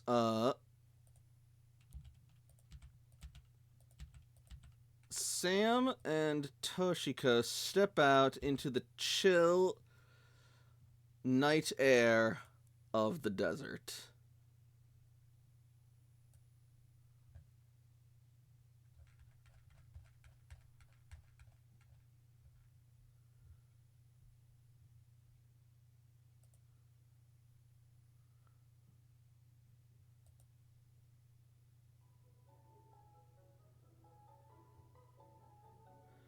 The cool, brisk night breeze graces your skin with a refreshing chill that is a drastic but not entirely unwelcome departure from the blazing heat of the day. Up in the sky, the moon shines down especially brightly, blotting out even the stars with its brightness. Perhaps an effect of Primal Groudon at night.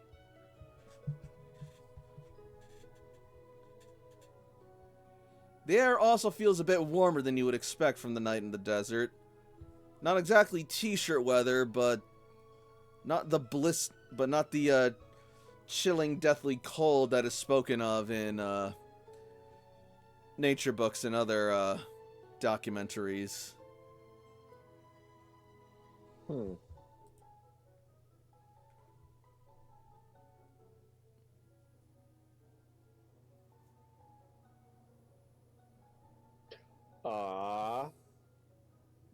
I think a good place where we can sit alone looking up at the moon. Like maybe a dune at the edge of town or something. All right.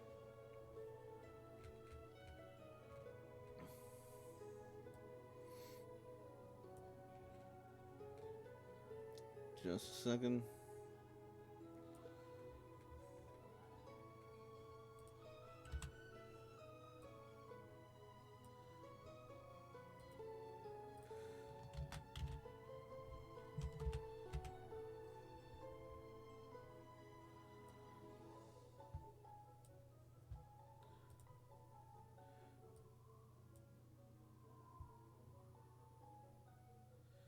Sitting just... Strider have to step away.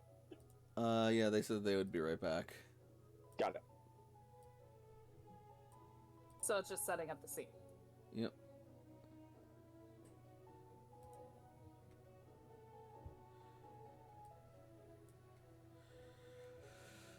Just at the edge of the city overlooking the Viridian Desert from whence you entered, you will spot a dune that might offer you some solitude and a decent view.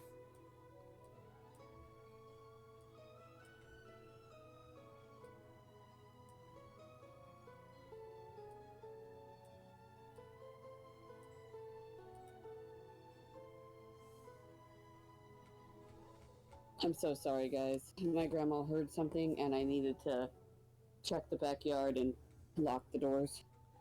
No worries. But I am back. Sam and Toshiko sitting on a dune. Oh my. They are gonna be kissing soon. Ooh. I really wish that we had webcams because then you could just see the facial expressions I make to you guys. But yeah, so right now you are with Toshiko out in the desert night air, and Toshiko has pointed out a dune that you guys could sit out on the edge of the town to look at the moon together.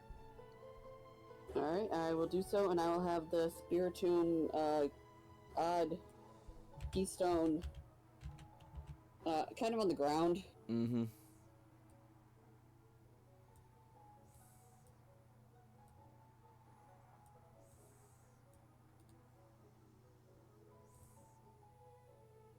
It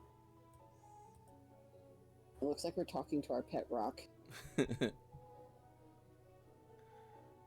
Now listen here, boy.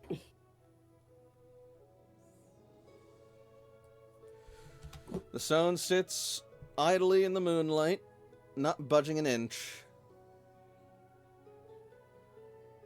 Joshi, Yes, Sam? I don't know what to do with it.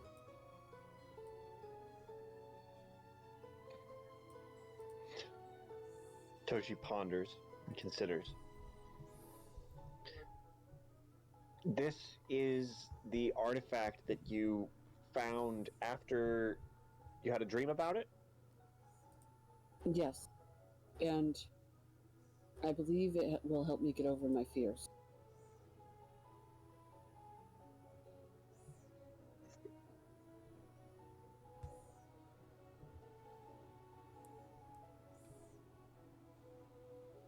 I'm not sure I remember what Toshi remembers about Spiritomb and the Keystone. Make me an occult education roll.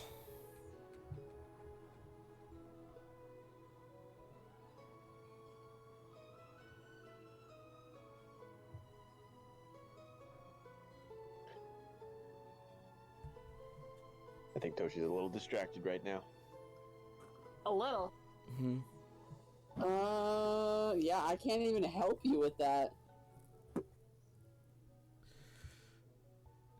So, Spiritomb is a ghost Pokemon. Perhaps more macabre surroundings or something in that vein might be able to draw it out if it's in there.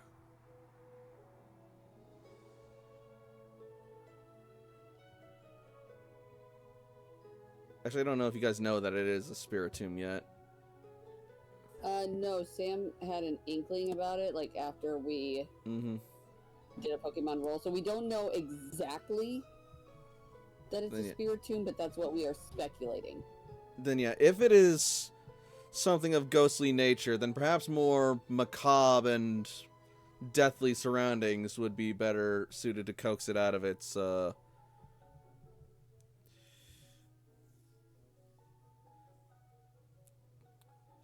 phylactery. That does sound right. This vessel might have something in it now, or it might be something that would be filled by spirits if we visited a graveyard or, back to Lavender. I don't know. There's a lot about ghosts that I don't understand yet. Do you think they have a graveyard here? So we don't have to go that far. I mean, the desert itself is, as an ecosystem, full of death and life. It's a harsh environment. There are things that thrive in it, but there are also a lot of things that don't make it. Like that body we found. Toshi nods.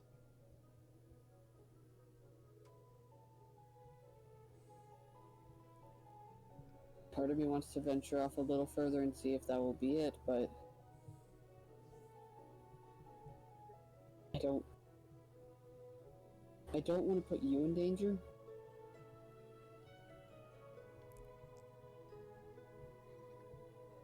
I'm not sure if we should venture out into the desert alone at not like there's a lot of threats. The Sandshrew tribe, the Mandibuzz tribe, various the elements themselves. It's not an easy place to live, which is what makes what they've accomplished here all the more beautiful.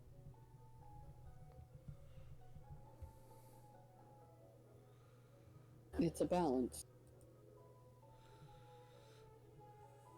I'm trying to help bring that balance everywhere I can.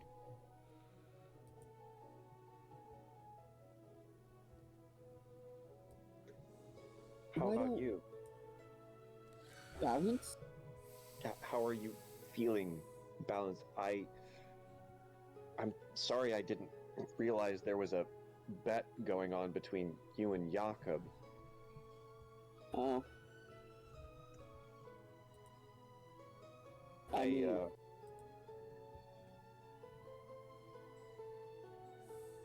to be fair, you earned it. And as irritated as I was also impressed. It's okay.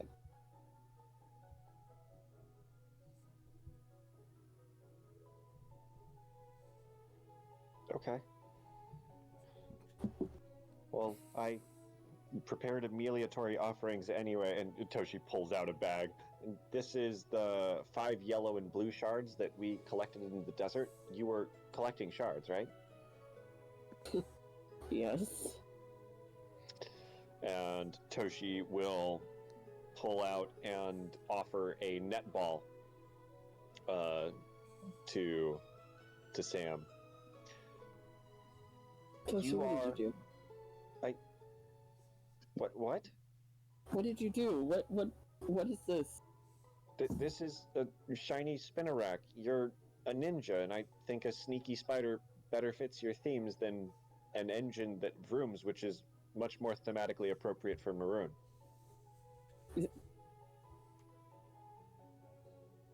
Sam is going to give one of his very rare smiles and just actually pulls her close and just hugs her. Yeah. Like, right as she's, like, trying to click the ball to let Spinnerack out, and she gets pulled in for the hug.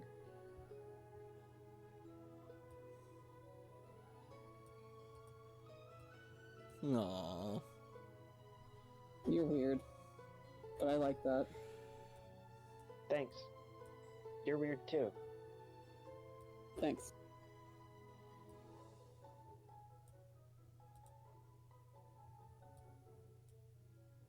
What is it doing?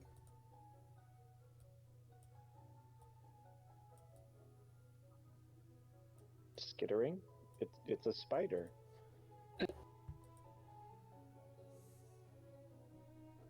Oh. And Sam's just gonna like sit there and watch it do what it's doing. You go, you little freak.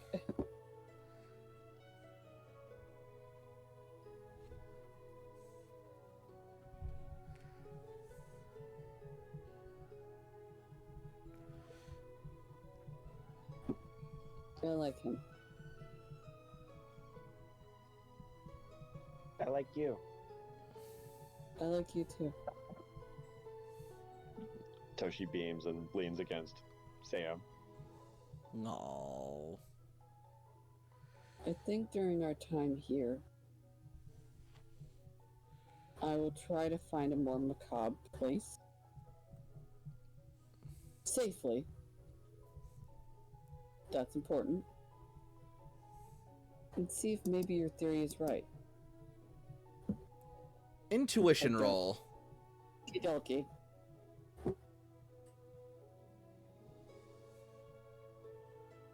Hey, look at that. I got an 11. Heck yeah! It occurs to you that if anyone would know anything about the macabre around here, it would likely be the Dark-type based tribe. And you happen to remember that place of residence isn't too far from the dune, and they should be starting to get more active at this hour. Whether that's a benefit or a hindrance to your goals, however, remains to be seen. Actually, Toshi, Mm-hmm. what do you say we talk to the Umbreon? Maybe they might know something. Ooh, they would have expertise in potentially related. Yes. Yes, let's do that. I mean, after all, your short, loud friend made friends with them real easy. Can't be too hard, right?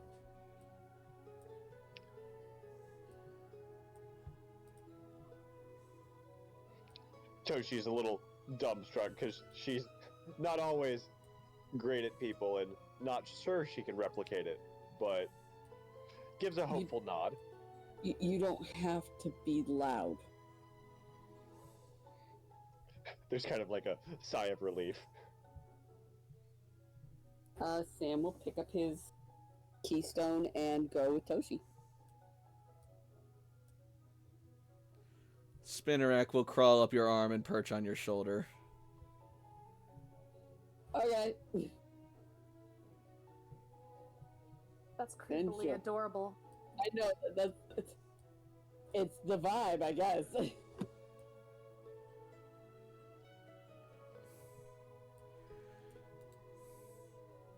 Sam's like, this is my new aesthetic now.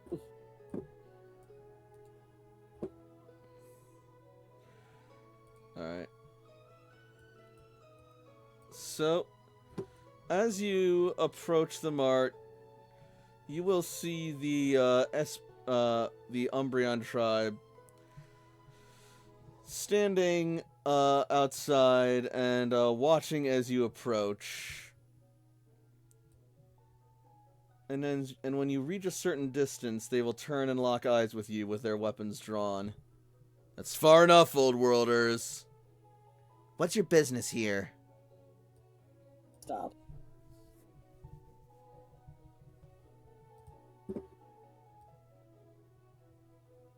What was that? Sam stops, like he doesn't press any closer. Toshi bows respectfully and stays where she was when told to stop. We come seeking counsel? Advice? Look, here's a word of advice. Get out of here. We're trying. Clearly not hard enough. Well, maybe if you actually helped. You want us to help you? Why should we It do will that? get us- It will get us out of your hair faster. And we can offer an exchange of resources or information. You are housed in the mart. Do you...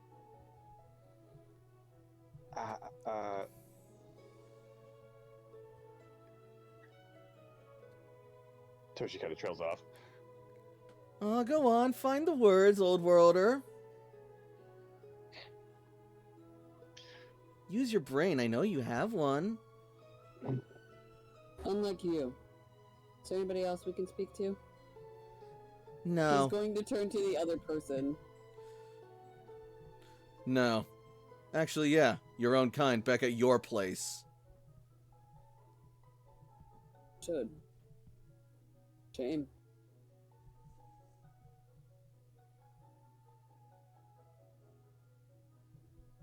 I'm trying to think about what I have. I know I have a moonstone, but I don't think they'll be interested in it.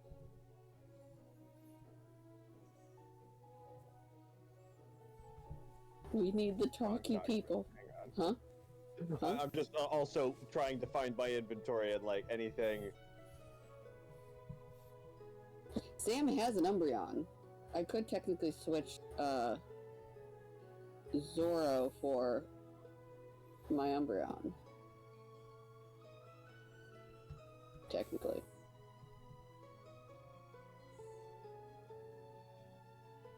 It's so much easier with fucking Lulu.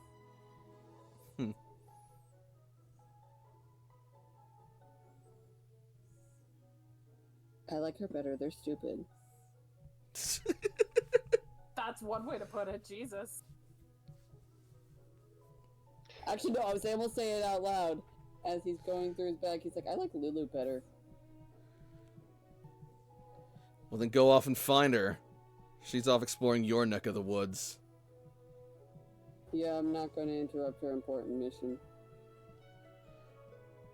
No, instead you're gonna stand here bothering us all night, aren't you? Yeah, that sounds better. I know a way we can shut him up.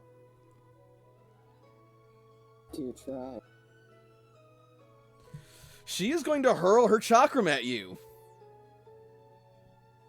Ooh. I want to try to rebuttal somehow.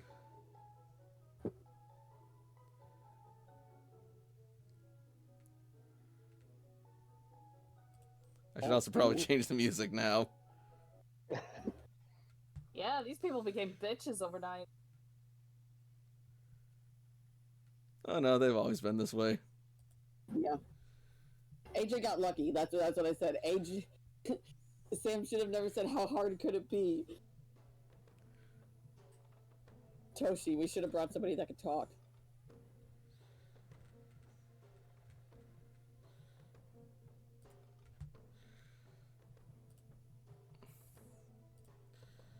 Do we have Wi-Fi here?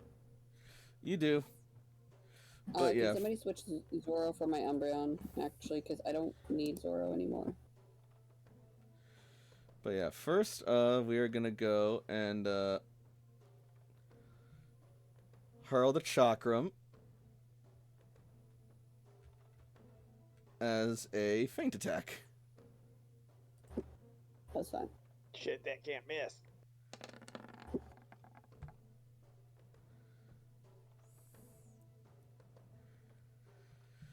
So yeah, you suddenly feel like the wind pass your face and a sting gash across your shoulder as a chakram slices through your coat and narrowly misses a vital organ.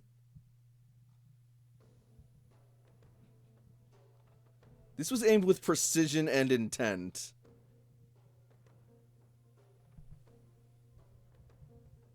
Consider that a warning, Old Worlder. Don't push us. We came here to ask you a question. And they don't seem interested in answering. No. Well, what was his name? We can go ask him later.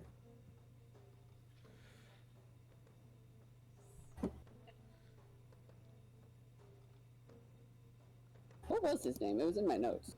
Shadow? Yeah. Toshi's kind of gently tugging at Sam, eager to not be standing here any longer. He'll walk with you.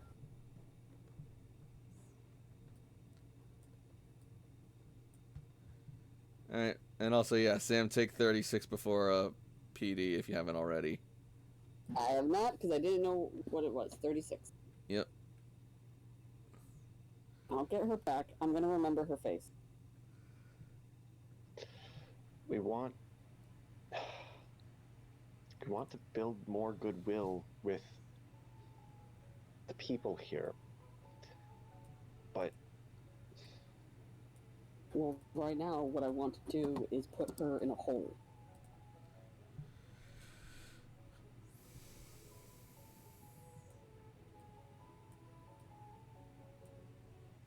I'm just not a good judge of whether they might react by aggressing further or be respectful of boldness. AJ is very bold sometimes, and sometimes that really works out for him. I noticed he has really dumb luck. Yes, sometimes it doesn't work out for him. Oh?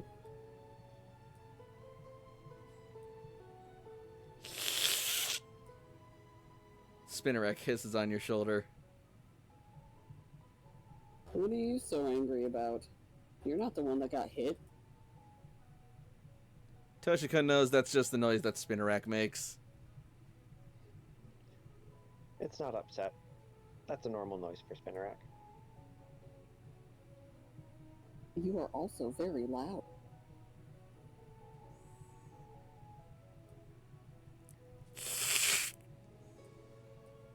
Inside voice. Chitter, chitter, skitter, skitter.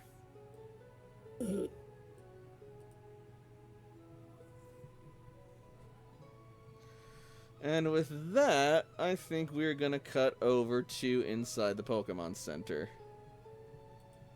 As training is finishing up. Presumably. Yeah. Wait, which training? The only training going on. Are you sure that CC and AJ aren't calling it something else? Never mind, I'm kidding. I was gonna say, they're still in here, because otherwise, why you gotta keep making this shit weird? So it's total, we got Weird. like... I'm like weird tonight. I apologize. It's No, funny, don't but apologize. Don't apologize at all. It's funny, but Jakob's also, like, scared of Layla, so, you know, at the same time, he's like, oh no. Who's this bitch? How is Jakob scared of Layla? She Excuse is me. the most likely person to be able to kill anyone in arm's reach just at a whim's notice, because she's very strong. What happened to Toshi being the most terrifying person, or Cece? She's not around right now. I just Also, love... Toshi's kind of like... Toshi's too busy being like a guard dog at the moment, making sure that everybody's not killing each other. Guard dog, yeah, that's the term for it. Yeah, we're just gonna glaze over that one. There's Yeah. like 20 between Jakob and Well, Layla if I said, training you know, in the being the center. master, that sounds really dirty. So guard dog sounds great, making sure that nobody kills each other. Yeah, it did make it a lot better. So in the Pokemon Center, there's like 22 Pokemon out at the same time in training between Layla and Jakob, so it's pretty good. Yeah, it's pretty full. I can do 16 at once because Virtuoso Command and train the reserves, so I can do double my command rank instead of just command rank. I also Here's love... the thing: is this the first hour or the second hour? This is a very important distinction. I'm gonna say it's the first hour. Oh, then it's the grooming. I've got 6 out. That's easy. Okay, and that'll probably be... Okay, so then for this session, that is probably gonna be... Caliburn... Vlad... Vulcan... Got a lot of big ones in here. Yeah. We're really testing, The limits spatial of this unit? facility. Yeah, pretty much. Angel...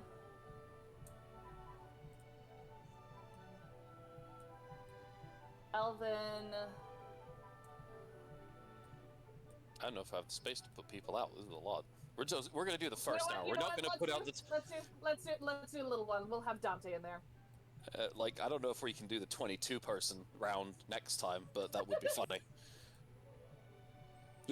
There's just a lot of ruckus happening here. Nurse Joy walks around the corner like, "You guys keep it down." What the fuck?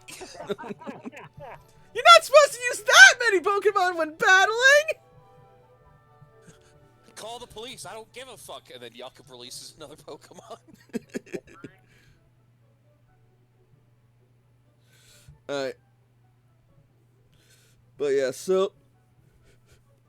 As you are out treating and grooming and pampering your Pokemon before training, as that's about to wrap up, you will suddenly hear the sound of someone yawning from behind you as you turn and notice this young lady sitting on the bench, apparently having woken up from a nap.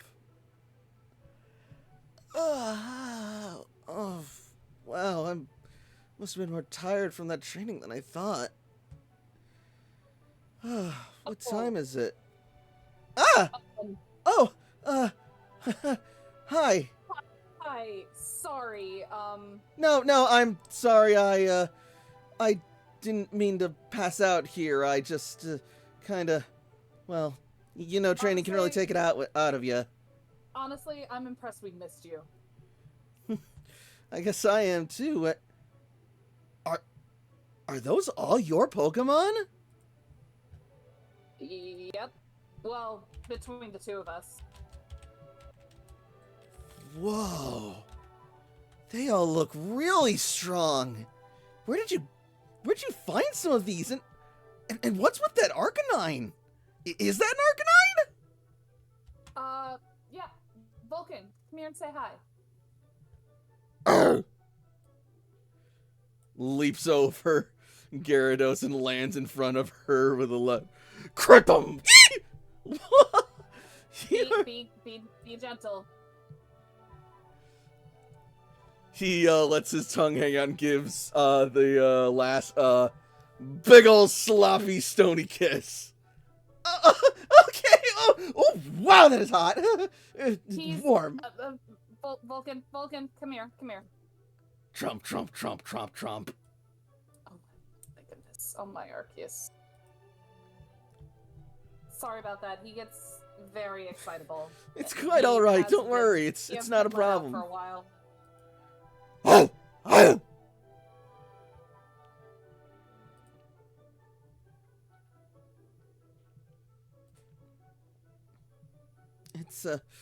It's fine. Honestly, I think it's really, really cool.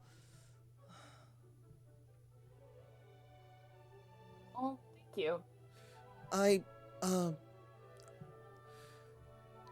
I should probably introduce myself. My name's Magenta. Layla. And that's Jakob over there. Jakob just waves in the background. Oh, wow, your Pokemon look really cool, too. Not quite as big, but I can definitely tell from the way that they carry themselves. They've got a lot of power behind them. Well, this Cacturn is actually bigger than presented. Remember, that's the Alpha Oh, yeah. Cacturn. I'm actually trying to find the shiny Maractus to put on my list because I don't see it so far. I'm still looking. Oh, huh. I know I gave it a sheet, and I should have given it to you. If not, it's in Viridian Desert. Yeah, I'm probably just going to clone the regular Maractus because I imagine it's the same plus the abilities, so that'll work. Yeah. Honestly, that might be it. Sorry. No, it's all good. I just need to drag them onto the field because they're part of the training. That's why. Oh, I'll get the shiny one, then.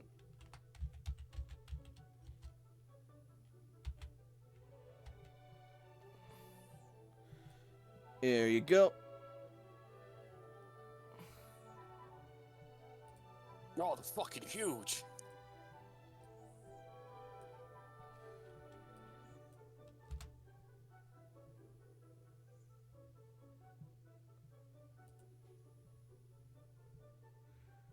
Anyway.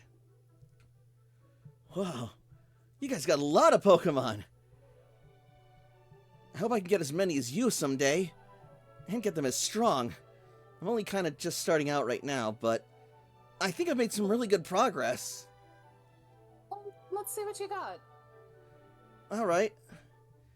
And then she will take out 2 Pokeballs from her coat and send out...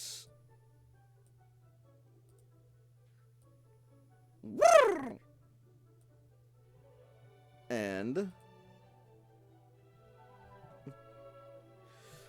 This is Burley. He's my Timber. Huh. Never seen a Pokemon like that before. Yeah. They normally come from the Unova region, but we have some around here to help with manual labor and construction and stuff. I was able to, snag one for myself. Not snag, get one for myself. Dante might be a little bit curious in this one. As Probably because he's the same size. As Dante approaches Burley, Burley's gonna start, lifting up his, wooden, girder and start, twirling and spinning it about, trying to show off. Oh god, Dante's gonna show off right back with some aerial antics and coming down and flexing. Oh, is that one a fighting type? That's Dante. He's a Hawlucha, so he's a fighting, flying, I believe? Is that right, Jakob? Sounds about right to me, yeah. Oh. Looks like their competitive spirit is showing. Take it easy, Burley. I don't think you're quite ready to face that one. Probably not. Dante, don't tease him. Although, maybe she is then going to look at her other Pokeball and then look to you and ask, listen, feel free to say no to this, but could you maybe help me train one of my Pokemon? I think they're getting really close to evolving soon. Sure. Jakob, do you think we can squeeze a couple more in? Oh, no question. Absolutely. All right. Robin doesn't need a lot more training, and Goemon either, so I can put them on the back. All right, then. Come on out, Mincemeat! And she will crack open another Mincemeat. Pokeball, and this Pokemon will emerge. Oh, wow.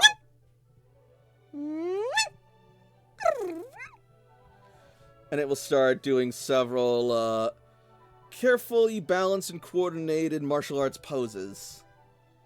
Yeah, This is- Jakob's really not sure. Can I do Pokemon education? Sure. Okay, thank you. I can attempt. It's gonna be awful. Holy shit, that's the best. That's almost the best Layla can do. Actually, I don't know why that's a +1. That should be an 11. Either way, that's both of you passed. You recognize this Pokemon as a Minfu, another fighting-type Pokemon normally native to the Unova region.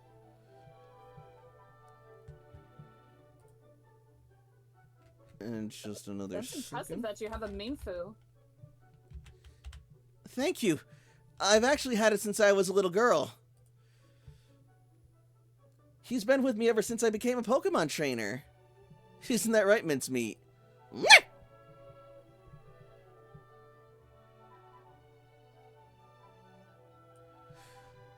And you know that Minfus take pride in the speed in which it can use their moves, and when it loses its power, it makes up for in quantity.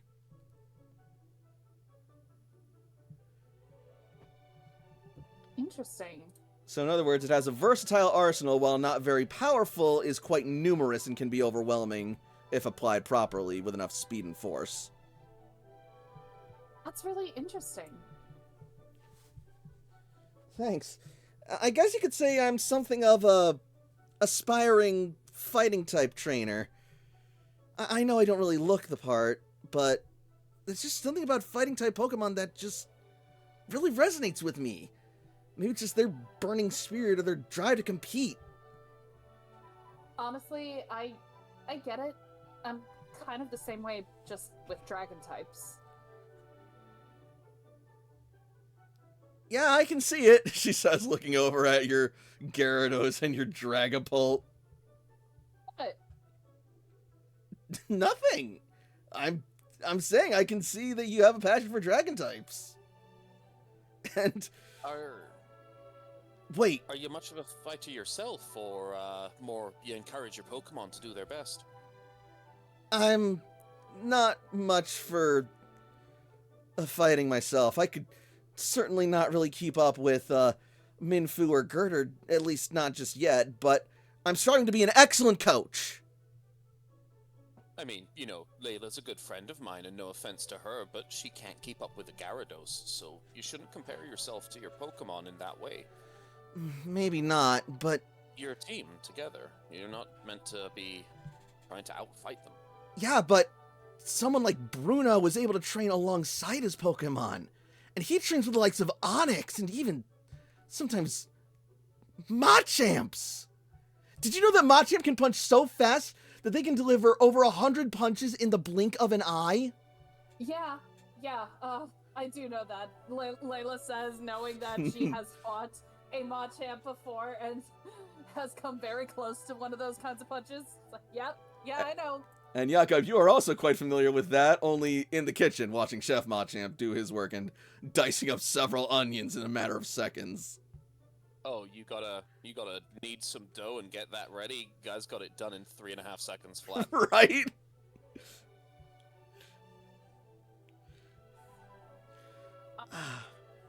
Yeah, but I mean, really, it takes some getting used to. Like well, you were asleep, but I train with my Pokemon, and Layla's actually gonna have basically arm Caliburn to kind of show her. Mm-hmm. What? Like it. What? Is that? Is that like a sword and a shield and a Pokemon? This is Caliburn. They're an Aegislash.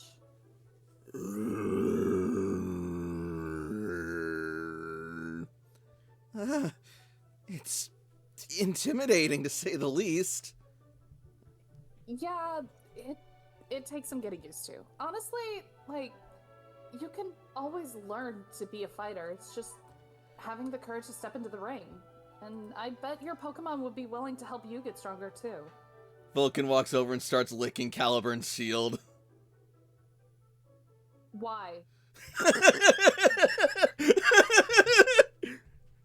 Schlurp, schlurape, schlurape. Why, Vulcan? I mean, I'm sure No. Caliburn doesn't mind, but at the same time, like, actually, he might mind, depending on how hot his tongue is. You can feel the shield kind of vibrating a bit after the first few licks. Oh, okay, Vulcan, no. Oh. Ask for licks. Tilt's head.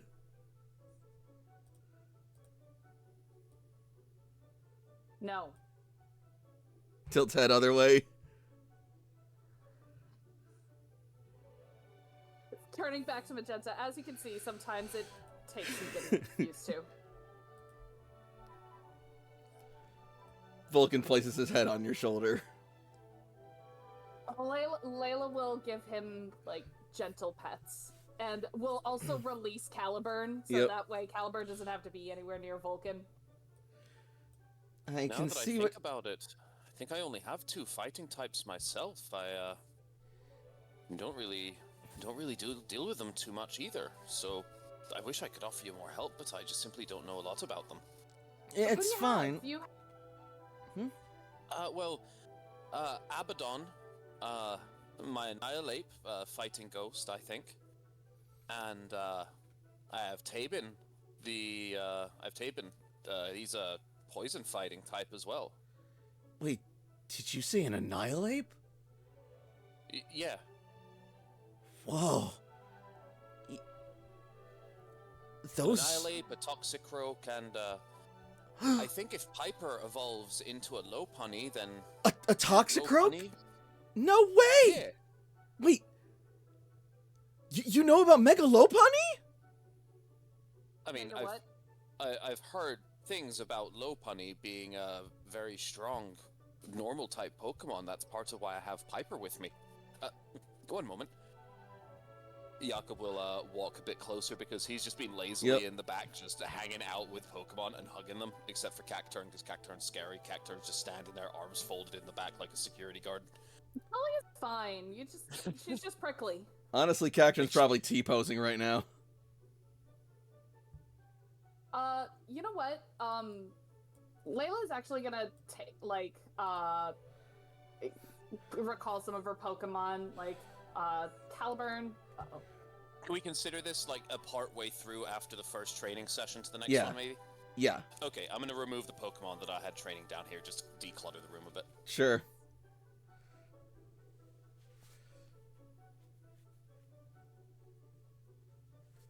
And actually, since they're going to be transitioning into the next one, Layla will get out Hercule because that is her only other fighting type. Oh, Although her, a Heracross? That's so cool! yeah, even. Well, I suppose you don't have anything that can Mega Evolve yet. No, not just yet. Yeah, you'll get there. It takes some time. Wow, Are you these your guys only must be two Pokemon, really or- strong trainers if you can even Mega Evolve. Do We you have other Pokemon, or is it just you three here? Well, there is one other Pokemon I have. The one that I got when I was, first officially made into, Rebuilder. Oh, you're who a would that rebuilder be? like we are. Yeah, I want to go out and see the region and the world and see all the cool Pokemon, but I only recently was able to make the cut. Is Jakob able to do something like an intuition check to sense the vibes of the person to make sure that they're just like kind of naive and new and Yeah. innocent and okay. Go ahead. Sweet. This is one of my skills, so I think I'll do all right. That roll's terrible. It's 25. There's an overwhelming humbleness to this trainer, but beneath it there is sincerity. If anything, she probably just feels intimidated speaking to such experienced trainers as you, while she is so relatively young and new. It's like telling Lance that you want to be a dragon trainer someday. excuse me. That's what? You have 3 Pokemon?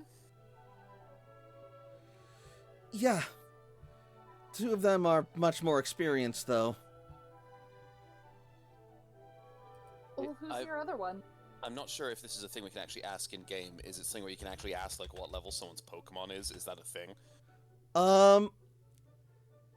The answer fluff-wise and the answer mechanically will be different, but yeah, you can do that.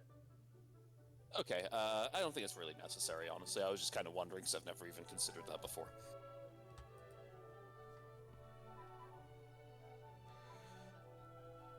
Hang on. So,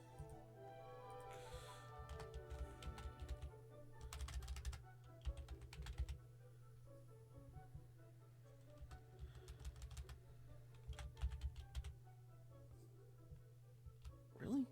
Sorry, hang on a second. You'll see her fishing around looking for her Pokeballs.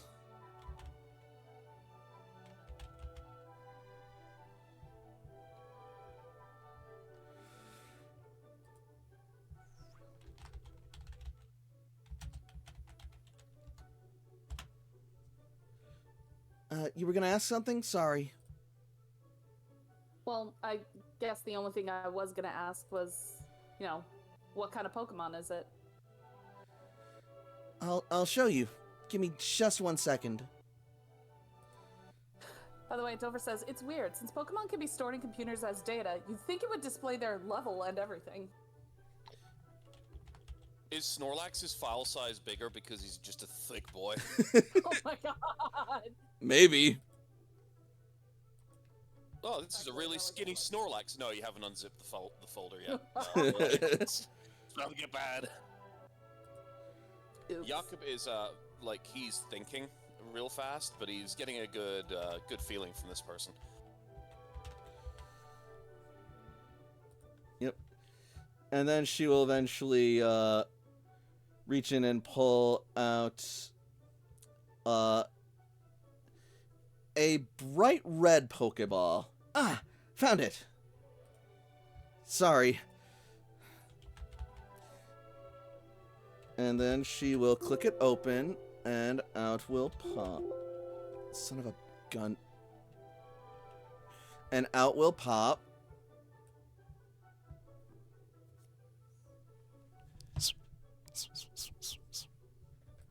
Yeah. Cutie!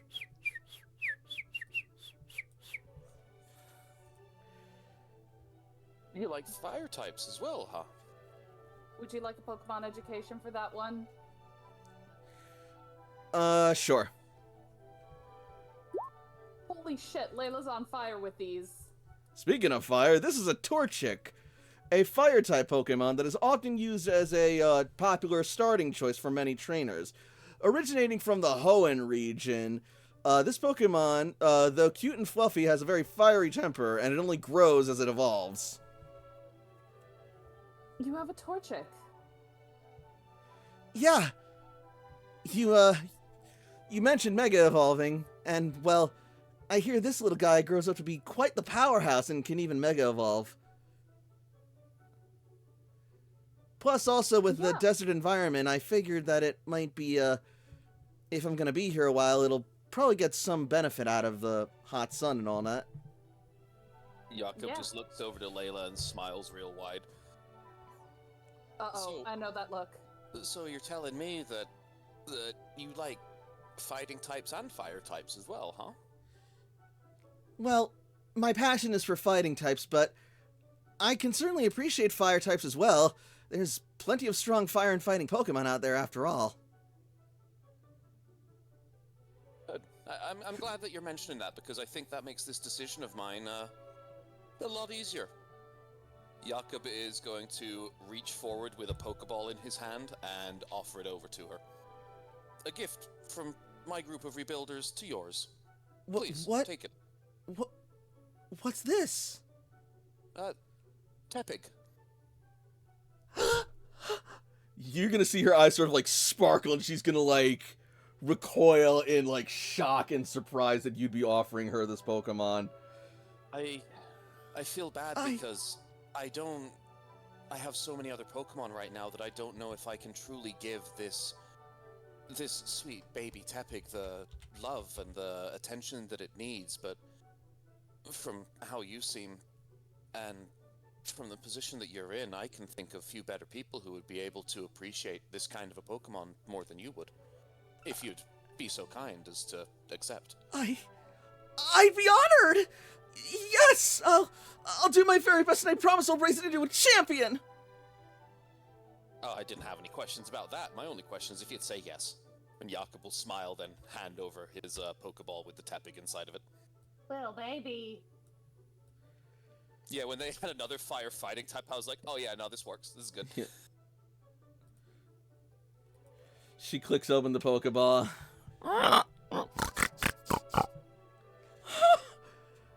Hey, little guy! My name's Magenta! What's your name? Oh.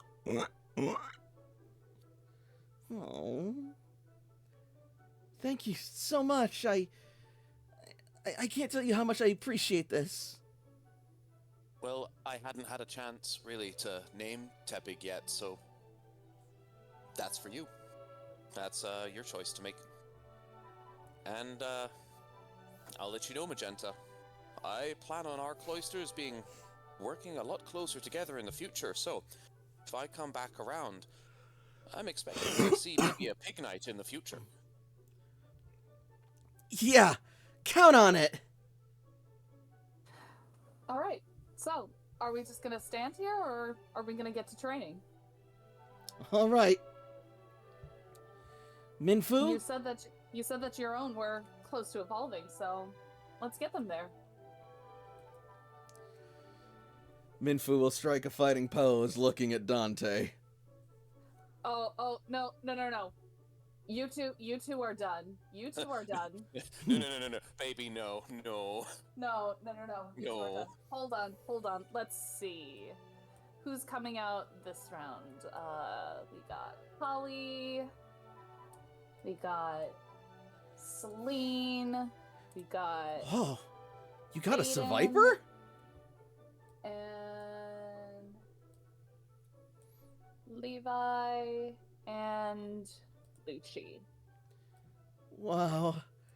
I have so much catching up to do. Oh, don't. We've been at this for months, so we've caught a lot of Pokemon in that time. Don't be jealous of us right now. You'll get your own. I only got started about 2 months ago. Well, I mean, how far out have you traveled? Oh, I've barely even left the city. The tribes out there are really strong. In fact, part of the reason that I chose fighting types, I guess, might have been because there are so many dark type tribes out there, and, well, we're not exactly swimming in fairy types, and bug types aren't quite my thing either. Hercule just like inches closer. With some exceptions. Ooh, I just had an idea. Hold on. Everybody reacts weird the first time they see this. Hold on. Jakob's gonna hold up his poker gear and just start typing on it, and then scan out Pope onto the battlefield. Whoa! What's wrong with your Porygon? First off, his name is Pope. Thank you. And second, he's beautiful. Just blitzes and pixelizes all across the area. He came like this. No, he didn't. This happened over time. Remember the disc, and then the Yeah, I remember. And then he evolved into this.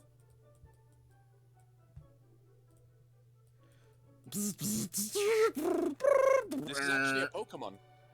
I don't understand it a lot myself, but here you go. Popey! GM just making the 56k modem dial-up noises for Porygon. Fucking Yeah. hell. This is my favorite Pokemon. His name is Dubstep. Well, you said you wanted to go up against. You wanted to practice against dark types, right? Well, I at this point I'm not picky. Celine?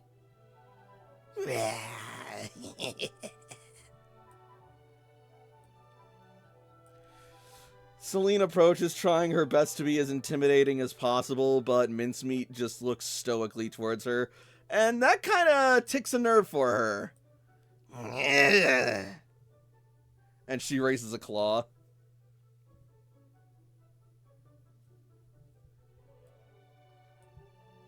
Layla wants to see how this Minfu reacts. Alright. What is Celine gonna do?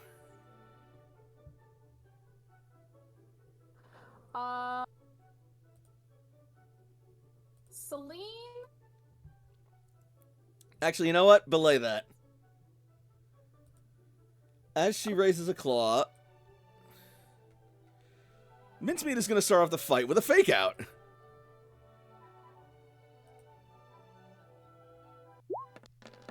Yeah, okay. Bap!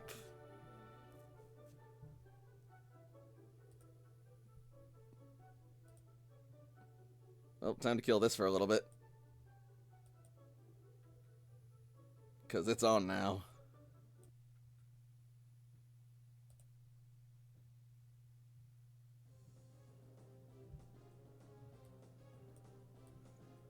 You know, Celine was gonna... No, you know what? She would still hone the claws, which would then activate Vicious.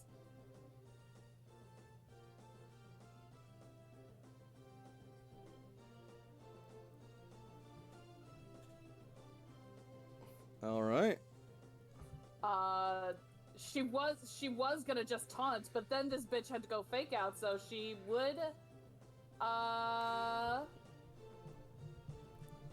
actually do a feint attack.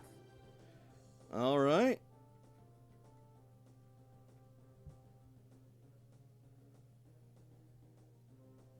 That is not very effective. So that puts that at 21? 22. Yeah, 21. All right. And Minfu is flavor the attack, by the way, please, if you don't mind. She is going to kind of like scrape her claws against the training floor and gets ready to come in for an uppercut, but then just headbutts Mincemeat. All right. Mincemeat will leap up and seemingly take the headbutt on the chest as if delivering a gut blow. But as they do, they will wrap their arms around Celine's head and use their momentum to pull them back and launch them in a vital throw.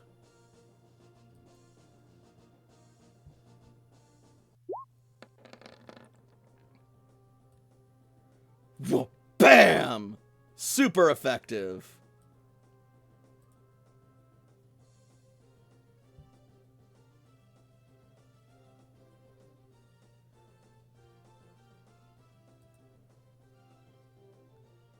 So that'll be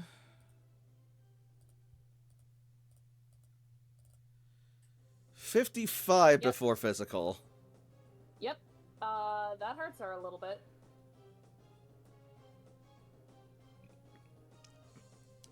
Mincemeat will then slither back onto their feet and resume a fighting pose.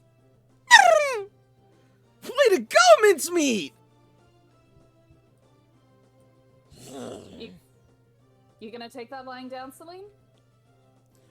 What is Celine's speed with the flinch? With the flinch, that will be a 15. Alright, then that means Celine gets priority because their speed matches, but you are a player character. Celine is going to go into a hyper voice. Alright. Like, she knows that Layla is kind of playing on... She knows that Layla is goading her on, but damned if she's gonna let this little pipsqueak show her up. So she's gonna hyper voice. Alright, throw it out there.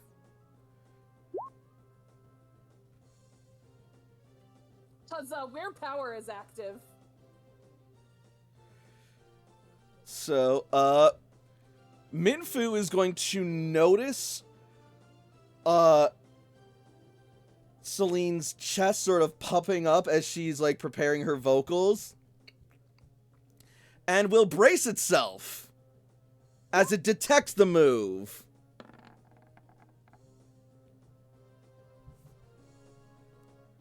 And sort of just starts spinning around to create sort of like a cone of silence. Or at the very least enough to deflect and drown out the noise.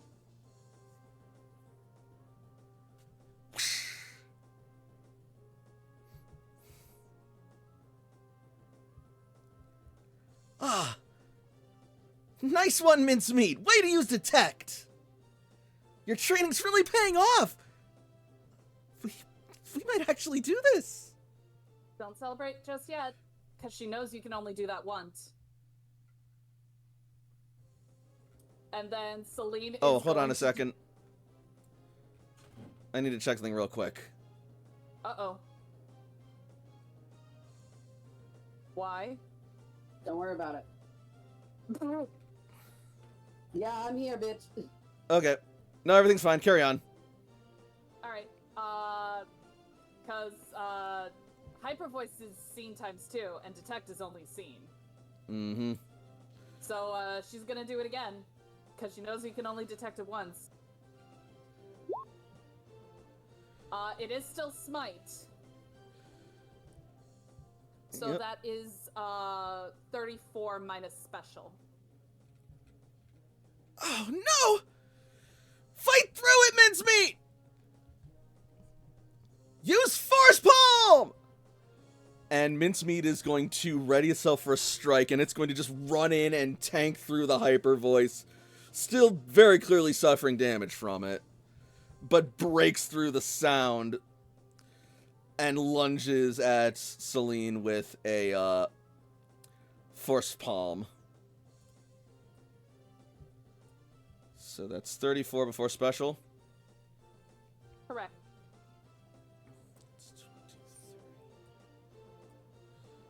Flinch, does that affect speed or initiative? Speed, no initiative. Okay, cool. Alright, and then they will lunge at Celine and strike with a powerful Force Palm. Boom! You know what?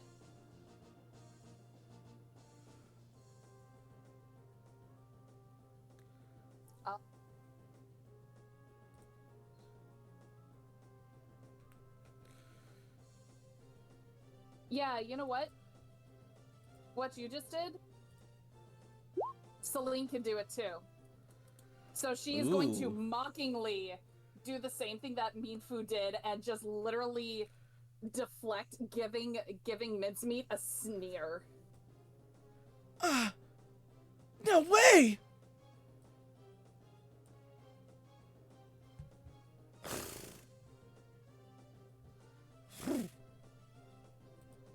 Alright, it's your move, Layla. No, it's not. That was Celine's turn. Okay. Not bad. But that also left us with another opening! Force Palm one more time! Oof. Skrakoom! And with a forceful jab, it thrusts a Force Palm against Celine's shoulder.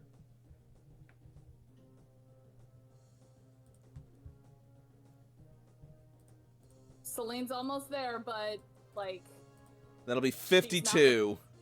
yep, with everything Yep. with everything else, like she's still standing, but barely. Alright, now it's your move. And it looks like Minfu is starting to get worn down, but isn't quite injured just yet.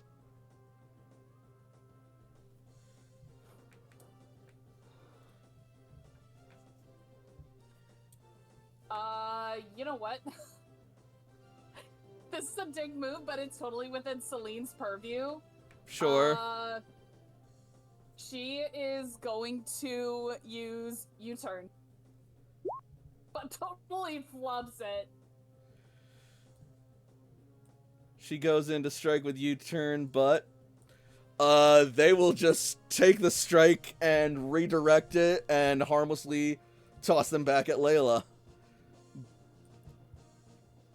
Does she still get recalled?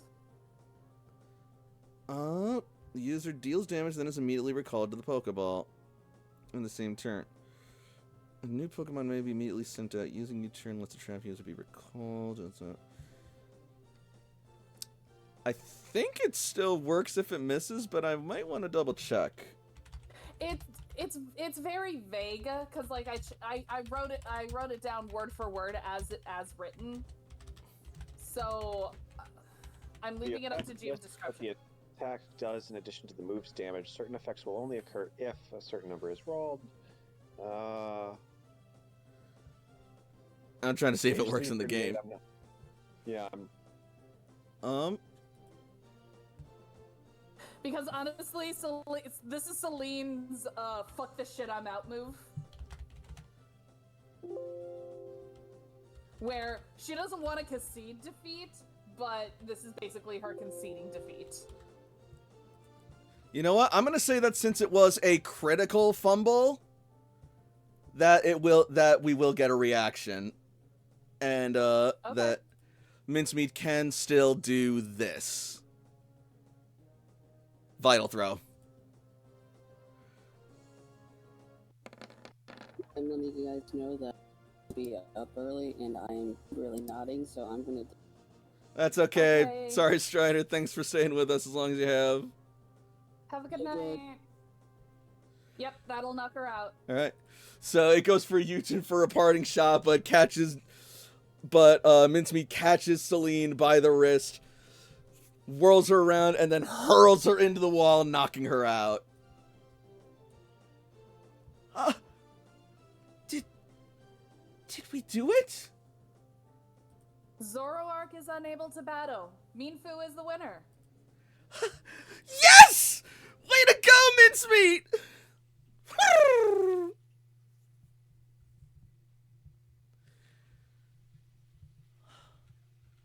So what was Zoroark's level? Celine is level 40? Yes, level 40. Alright. Layla is gonna kind of check out Celine.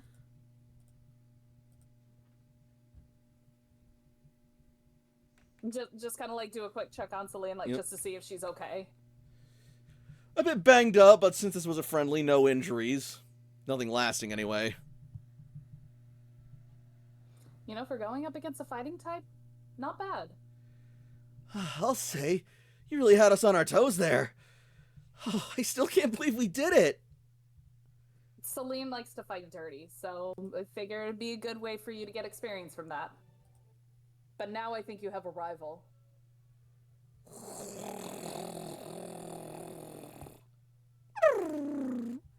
And Minfu is going to bow honorably and show respect towards Celine, which almost pisses off Celine even more.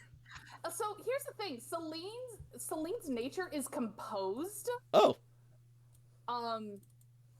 So honestly, I think like there's, because honestly, like as much as Celine has kind of been a trickster, she's also matured a lot lately. Yep. So she's kind of like. Then I'll say she like has a begrudging but not visible respect. Yeah, kind of like if you've played Scarlet and Violet, when you defeat Rhyme, like she grumbles but she still gives you the thumbs up. Yep.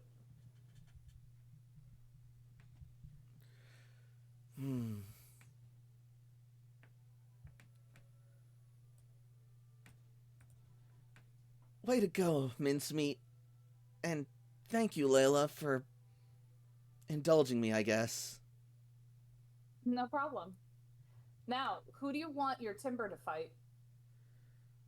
What? I don't think Timber is quite ready to take on any of your team. Jakob? Well, not sure. Maybe Ironimus? I think he's probably one of my lower Pokemon.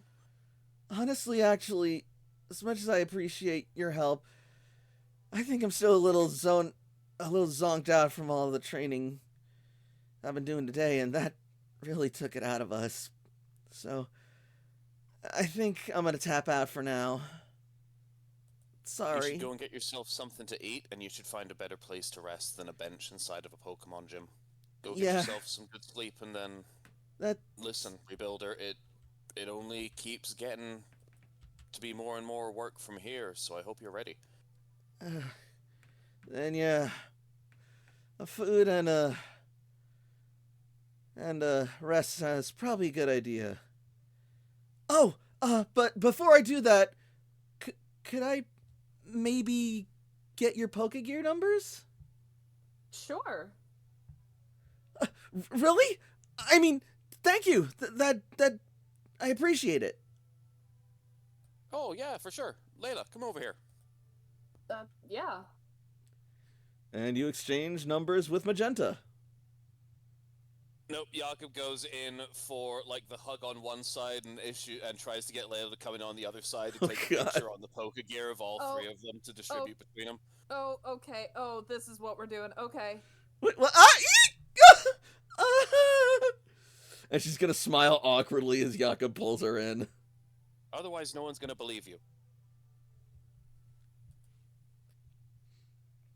So she does kind of that, like, friendly three-person shoulder hug, like, smiling to the camera, and does that. So if she ever has to tell people, like, yes, I met famous rebuilders, and they're like, no, you didn't. She's like, no, I did. It's my phone background. Here you go. And if that ever happens, that also means that we're famous rebuilders, and I'd love to be famous and cool.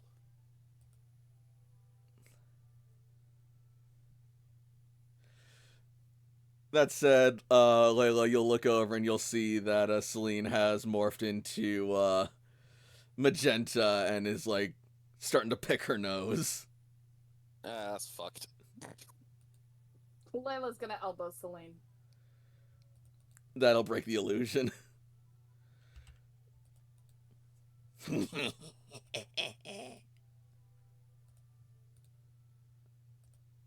Voimp. You're gonna eventually go outside of this area and this cloister, and you're gonna need to be very careful. It's not good out there. There's no reason for us to sugarcoat it and tell you otherwise. So you need to be careful. I know. You're new to this. If anything seems threatening, get out of there. I was thinking of maybe seeing if I might volunteer some of my Pokemon for the security detail that they have at night for the orchard. Maybe that might get them some experience. while I get some shut-eye. Be careful, though. The orchard, very flammable. Don't worry. I won't send any of my fire types. Thank you for the training, though. I really appreciate it. Have a good night. Next time I'm back, I expect Teppig to have a name. Count on it! Right now I'm thinking of Baconator! Love it. I love it.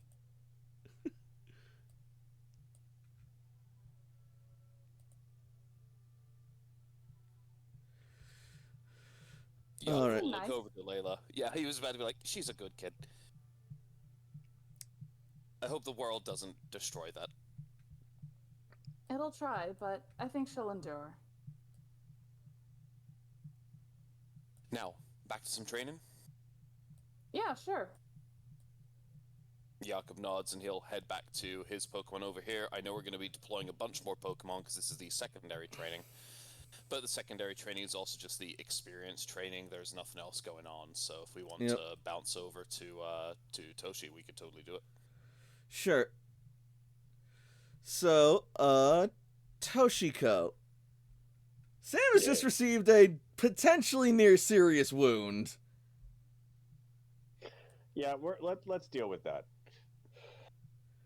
Despite his protest, you managed to convince Sam to go back and get that looked at and to rest for the night. Toshi will continue to fuss over him. Concerned. Yep. A bit disheartened at the failure to connect with the Umbreon folks, but they are by nature sort of dark, so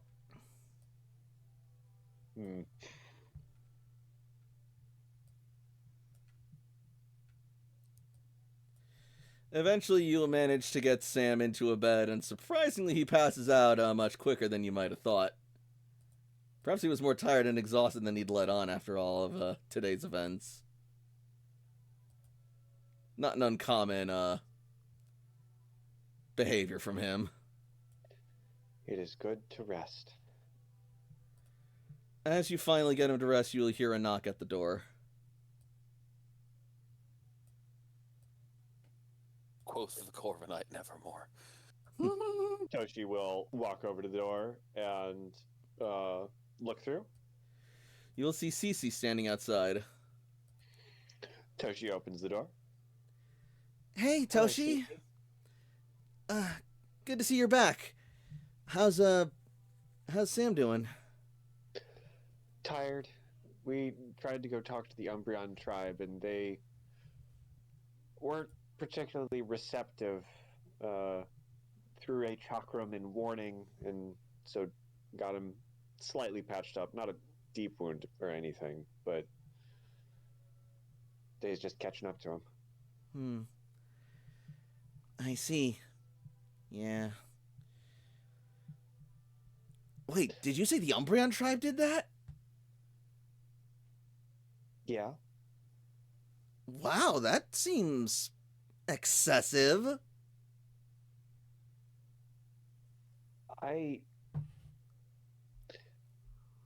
Maybe. I mean, why did they do that? Why would they do that?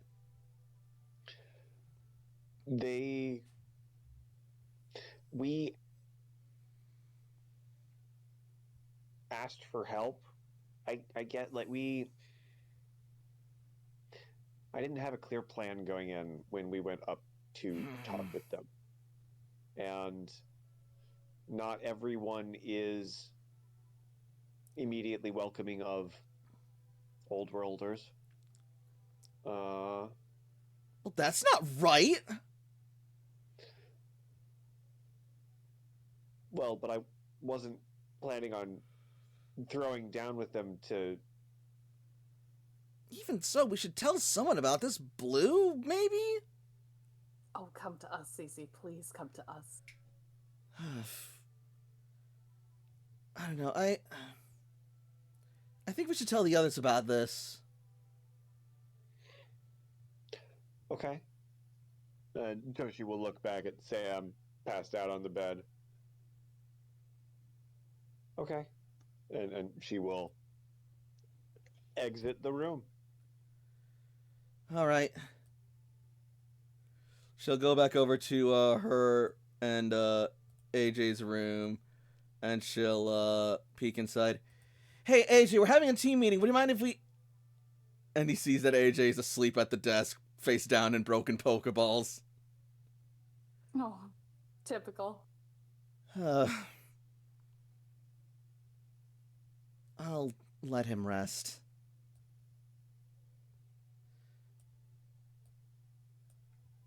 He's gonna kill me later, but he needs his rest. It is good to rest. Yeah, tell him that. Toshi pokes her head in the door. It's good to rest. Sam, she just sort of like raises a hand and flails it before dropping it back down, semi-conscious.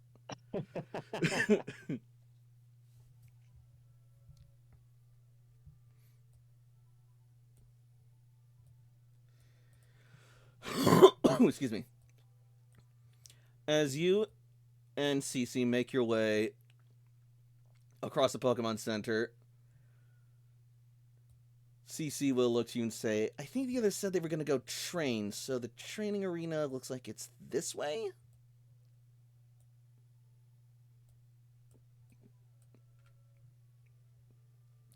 And sure enough, you two will come up and round the corner, seeing training is well underway. Excuse me.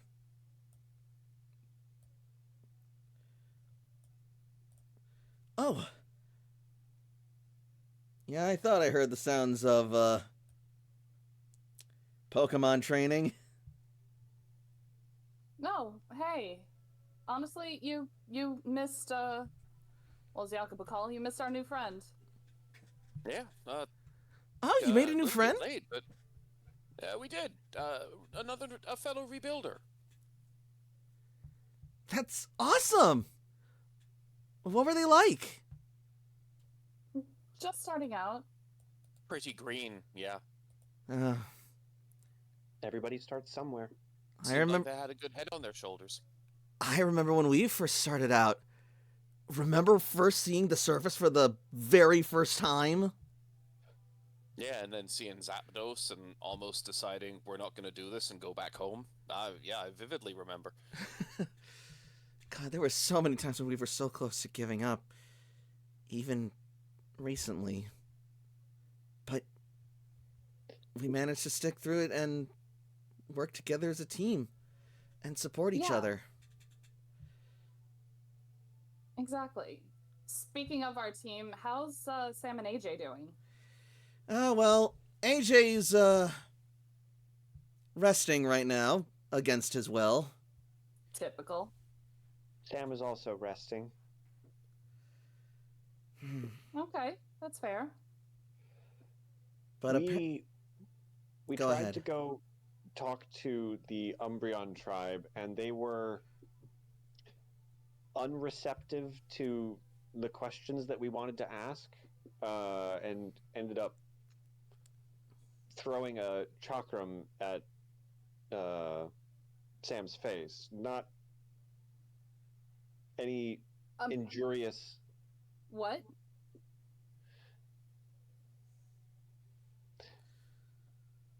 They responded to our questions with disdain and warning aggression. What kind of questions? We didn't even get to the questions, really. We just asked if we could seek their counsel, their advice, and Okay. Layla's gonna start recalling Pokemon. Layla? Jakob's going to look over and then just kind of nod and go, think we should go have a conversation? Yep, I think so. I agree. That We sounds should like a good time. we should go to Let's go. Blue and tell him all about this. Oh, no. Let's just go straight to the source. I don't know if that's a good idea. Not right now. I've had worse. Honestly, here's the thing. If we're just gonna go complaining to Blue about, oh, the tribes are making us feel bad with all that kind of stuff, Blue's response is gonna be like, yeah, that's because they were here first. It's their territory. We gotta go by their rules. And if anything, given them, they would probably see it as weakness that we go crying to someone else instead of confronting them directly. So this might actually be a good thing. Oh, do you think it would be disrespectful to walk up to them, grab one of their chakrams, and throw it on the ground? Layla, roll me command.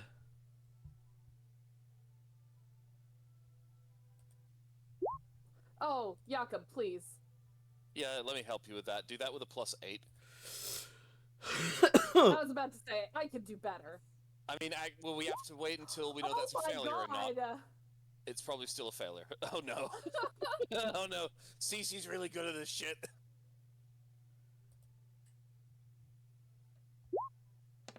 What the fuck? That's okay. Look at my command and then look at hers. She has 4 6s and 2 5s. That was almost as good as she could have possibly done. Holy fucking shit. That's hot. That's making a lot of assumptions, though, Layla.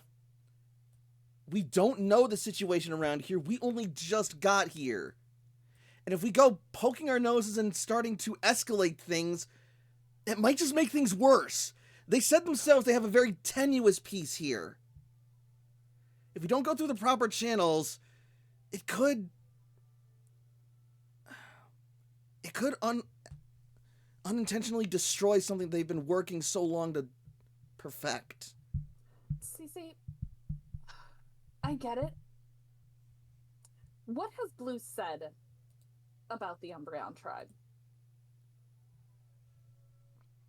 Not much that I can recall. That they were the security force here. What do you think he is going to say? I don't know. I don't know him. That's why I would go and ask him.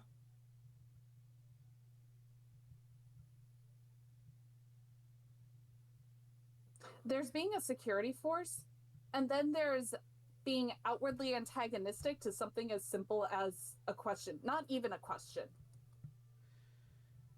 I have an idea. And I don't have those very often, so if you don't mind, Go on. I should probably switch the music up. How about approaching the Espeon tribe? That's...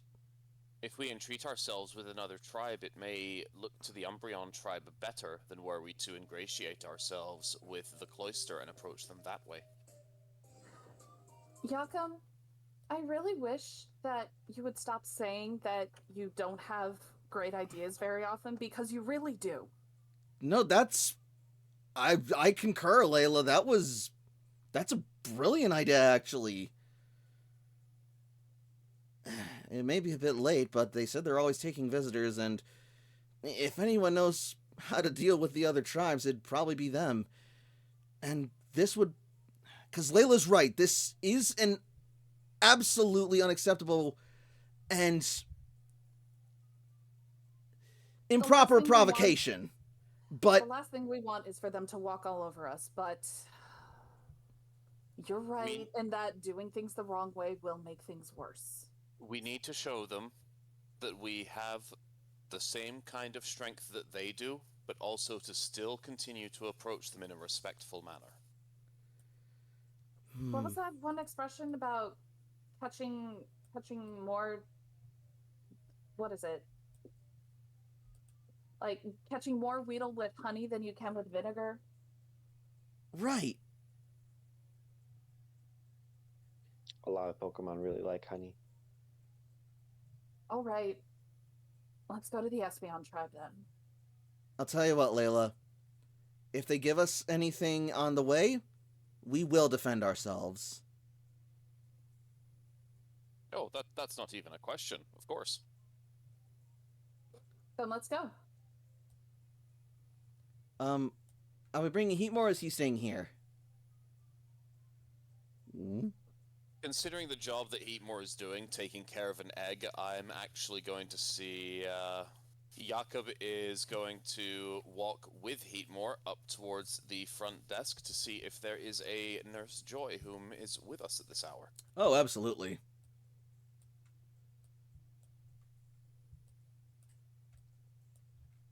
Hello, welcome to the Pokemon Center. How can I help you?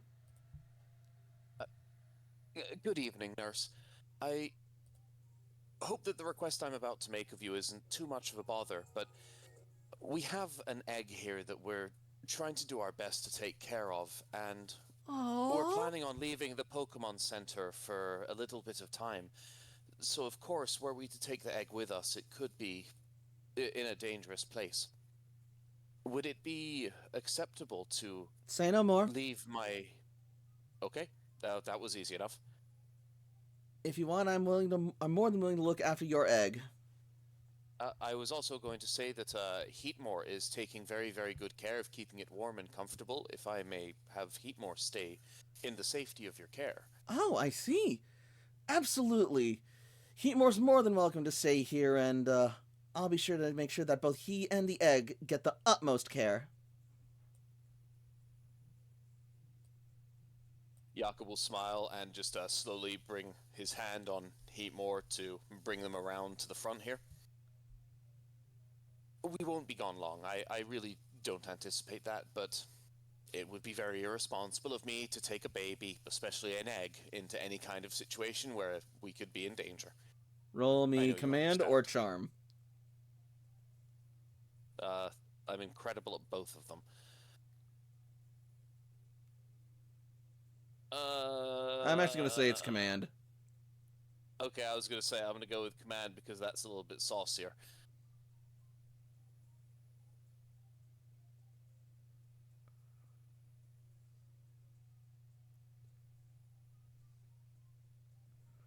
Yeah, take that, CC.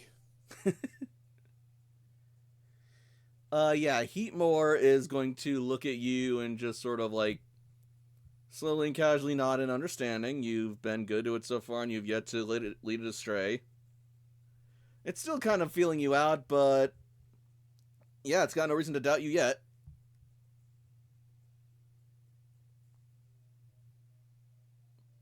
And it'll wait. We'll be back as soon as we can. I really appreciate it. Thank you.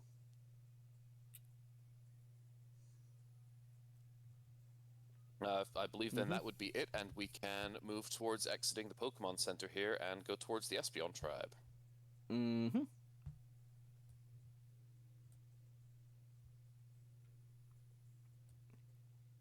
Sorry, just a second. I'm just getting all you guys.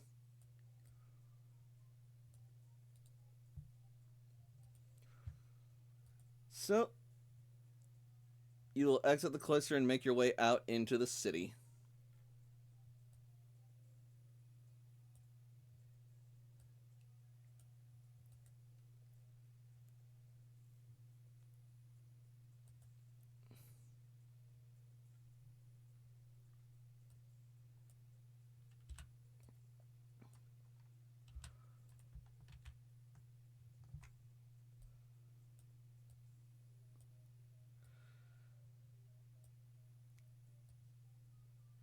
So, as you pass by the mart, you will see the Umbreon tribe still out and about.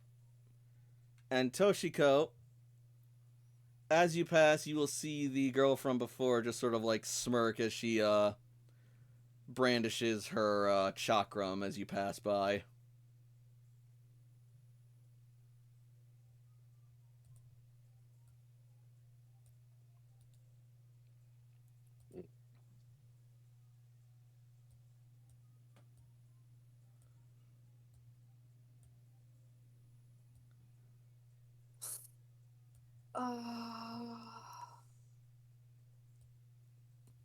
Gonna do something? Like, Layla's not gonna go over there, but at the very least, giving like some kind of, not necessarily an intimidating look, but definitely a look like, I don't know if it would be intimidating, but definitely giving off the impression that what you're doing isn't scary. Like, oh, All right. how do I want to Unimpressed? describe it? Kind of. Kind of, I think. Like I know you're trying to be scary, it's not really working. Like a rebuke. Yeah, kind of like that. I think that's the word that I'm looking for. All right. I'm going to call that command.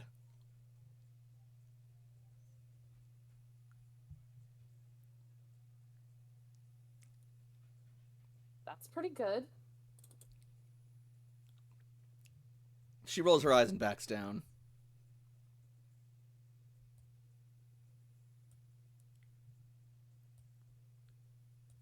Would have thought, bitch. And then we'll continue on.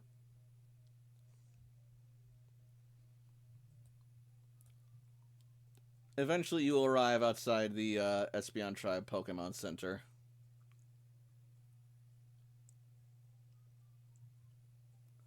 Are there any waiting outside, or is it still open? There are 2 members waiting outside, but they appear to be sitting in meditation.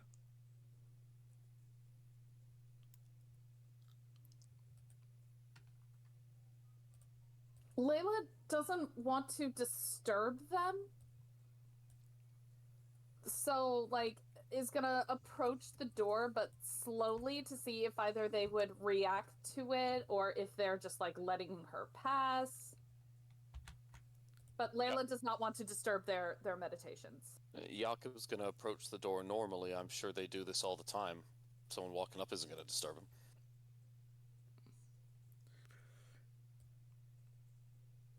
So as you approach the door, you will suddenly find yourself, unable to move.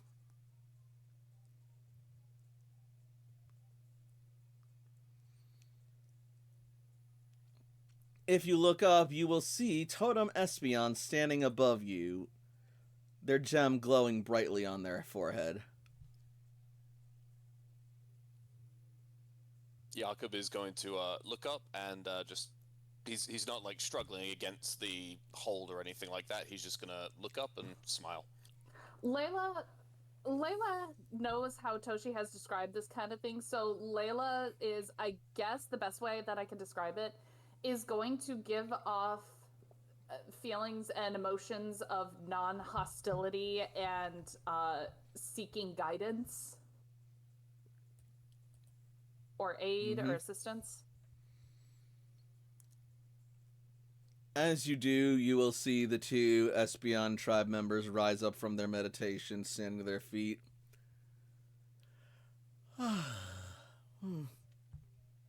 Good evening, Old Worlders.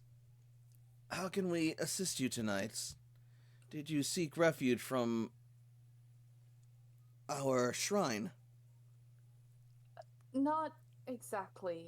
We're sorry for disturbing you. I'm certain you have a reason for stirring us at this hour. Totem Espeon recalls you. Apparently you were very polite guests. Yes, we remember. Then you are welcome back at the shrine. That is in fact why we felt comfortable coming to you at this time, is because of the very positive experience we've had here before. We hope that we're not intruding, but we do come to you with a slight degree of need. Well, it is normally past the hours that we take visitors outside of dire need, but we are willing to hear you out. The need is not dire. If you would prefer that we return in the morning, we would be happy to. We, again, do not wish to intrude. It is all right. You are here now, and the totem is listening. Well, we, as the Rebuilders, I imagine, are trying to kind of looks back to Toshi, trying to reconnect with the world as we become part of it again. Yes. Those I of imagine. Green Cloister have mentioned as such a noble goal, if lofty and ambitious. But not impossible. I never said that. Either way, I think we. I know that one of the concerns that Blue has mentioned is that Green Cloister has seemed like the exception, not the rule. So, as representatives of Red Cloister from Vermilion City, we would like to try and, I guess, treat with you to try and improve relations, if that makes sense. Jakob, did I word that right? I believe so. We're we're here on honestly very simple and boring reasons. We truly, genuinely wish to have a deeper connection with yourselves and the Umbreon tribe, and unfortunately, at this moment, our attempts to meet with them have not gone as well as we had hoped. We maybe naively believe that were we to spend some time with you, were we to prove ourselves to you to have a positive effect on this land and what will be happening with your tribe going forward, that perhaps the Umbreon tribe would give us the same opportunity to speak with them as well. We only want to try and become closer and to share what we have and to experience what you have to offer us as well. I see. So that's why you're here. I figured that altercation would have consequences. We don't think of it as consequences per se, but more of a feeling that perhaps a different approach is required. It seems the two of you live in a relative sense of equality here, and were we to have some kind of show of being able to gain the respect of yourselves, it would at least give us another point of being able to approach them.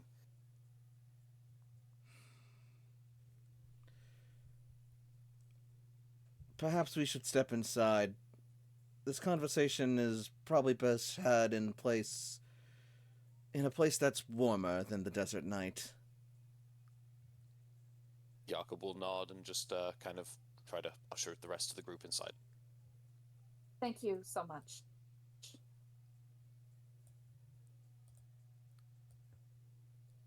Toshi looks back over his shoulder at the Umbreon lady out in front of the Pokemart before heading back inside. Not the most comfortable in this whole situation.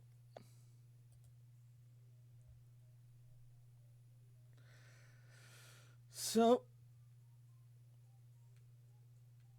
you make your way inside the Umbreon tribe shrine.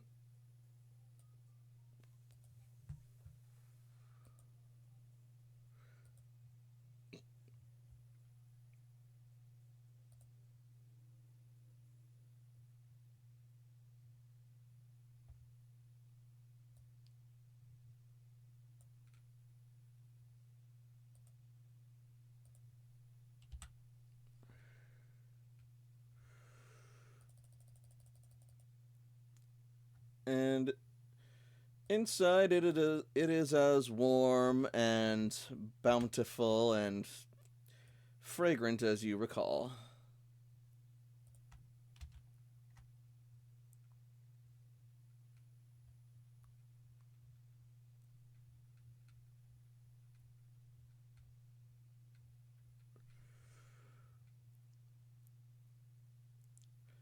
A much needed soothing and calming atmosphere to help level out tensions at the moment.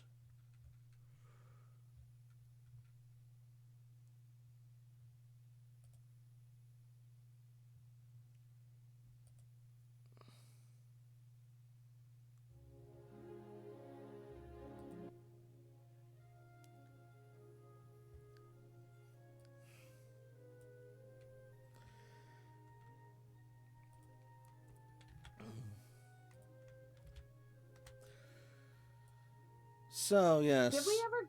I'm sorry. Did we ever get their names? Not of these two, no.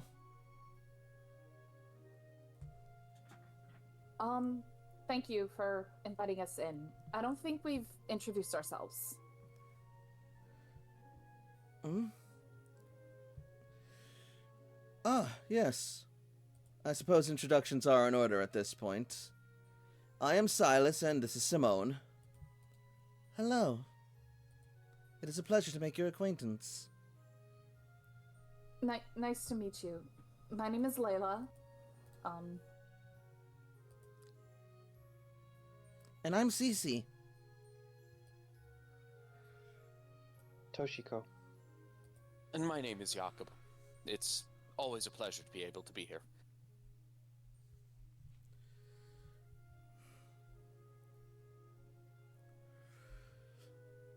You are welcome guests in our shrine, so long as you maintain the rules of conduct. Of course. Thank you for meeting with us.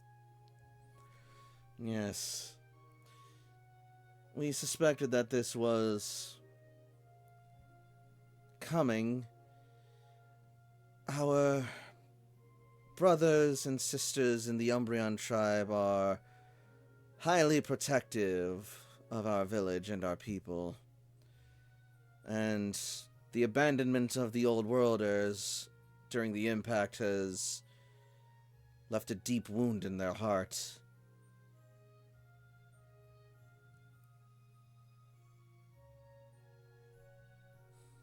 So it would seem. The sentiment is not uncommon, though those in the Umbreon tribe seem to hold the grudge more tightly than others.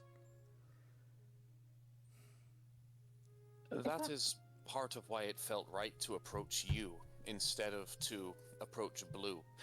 If what we do is, as Old Worlders, if there's any adversity, what we do is we immediately go back to the ways of the old world. That really just reinforces the negative thoughts about us.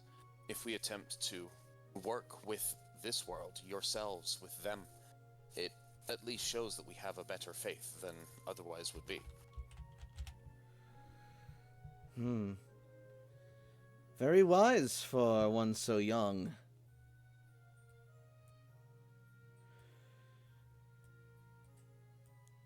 Yeah, I have my moments. Layla's gonna kind of nudge Jakob and say, "See, you can be smart."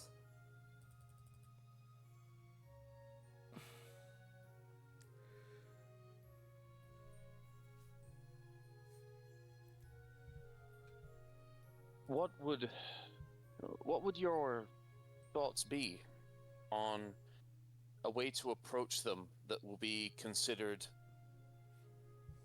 respectful, but also not from a position of weakness, because they very much seem as though they wish to be dealt with as though it is an equal footing, a more respectful back and forth? It will be difficult to say the least, but before I answer that question, I would like to ask the details of this altercation. My friend and I were Just a- approaching... Just a moment, actually. Simone, yes. Go and see what you can learn from the guard as well. Understood. I shall return. And Simone will take her leave for the moment.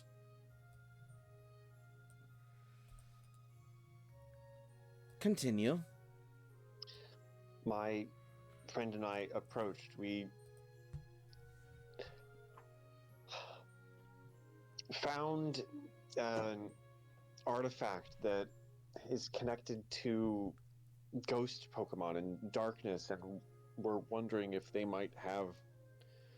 Well, we never even got to ask. We approached them seeking their counsel and were rebuffed. Verbally initially, and then with a chakram. I see. So, they simply attacked you without provocation? They would probably say that our intruding in their space would be provocation. Perhaps.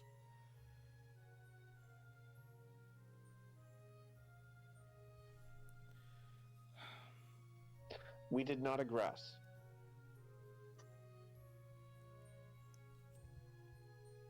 I see. I sense no lies in your words, but I will wait to see what Simone brings back from the guard's testimony.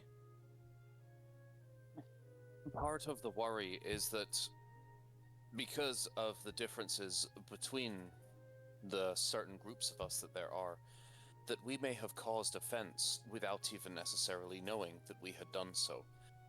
And that as well is part of the reason for us being here, is to see if there is, from the information that you are about to receive, which is something we are both excited to understand. It will give both of us more information. You are to old. see if perhaps there was something we did that was offensive that we didn't even consider, so that we can know in the future. You are old worlders and strangers in our city. Those are two things that the Umbreon tribe will not take lightly. They are very staunch protectors, and they do not take any chances. And perhaps the only reason that they even tolerated your presence here initially is because you carry the same badge as the Rebuilders, whom we've a working peace with at the moment. What do you mean by working peace? Your emergence from beneath the earth came as a great shock to many. We thought the old world dead and buried. But there was also some speculation as to their survival and potential return. But, well, in any case, the day it happened, it caused quite a stir. The predominant tribe around here, the Flareon tribe, was leery of the return of the old world, seeing as they had left them to suffer and die out in the harshness of the impact along with the rest of our brothers and sisters. But whilst the Umbreon tribe sought to take retribution, our lot felt that though we had been wronged, it would not be just to take out our aggression and our pain on a generation that likely had no bearing or input on the decision to cast our ancestors out. And that we had best judge these old worlders as themselves to see how they conduct themselves before deciding what to do next. The Flareon tribe ultimately saw our point, but also saw the caution necessary to take from the Umbreon tribe's concerns, not necessarily disagreeing with them either. So an accord was allotted that the Rebuilders would be allowed to live in their gym on their allotted space. Their cloister, I believe you call it. And so long as they did not cause trouble, they would be respected and left safely, but they would be left to themselves. So they began work on rebuilding and cultivating and developing their own area. But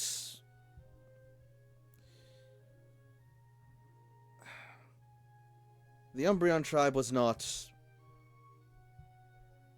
certain about them and would often send agents to spy and encroach on their territory, which, as you can imagine, sent a bad impression as well. This often resulted in certain scraps throughout the months. And there were many times when we were quite afraid that a turf war would be inevitable. Do you still think that's possible? I don't think it's impossible, but I do believe that it is much less likely.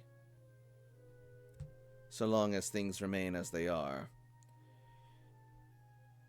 Admittedly, your people have made great strides, and your leader Blue, despite his rough disposition, knows how to be quite the diplomat when the time comes. Although, the assistance of Miss Green helped a lot in that regard as well. Miss Green? Yes. Blue's partner. She is currently leading the Pallet Down Reclamation Project, I believe you called it. There's a moment where Layla kind of has this look on her face, is like, holy shit, did we just miss another important person? Oh, thank God, no, she wasn't here.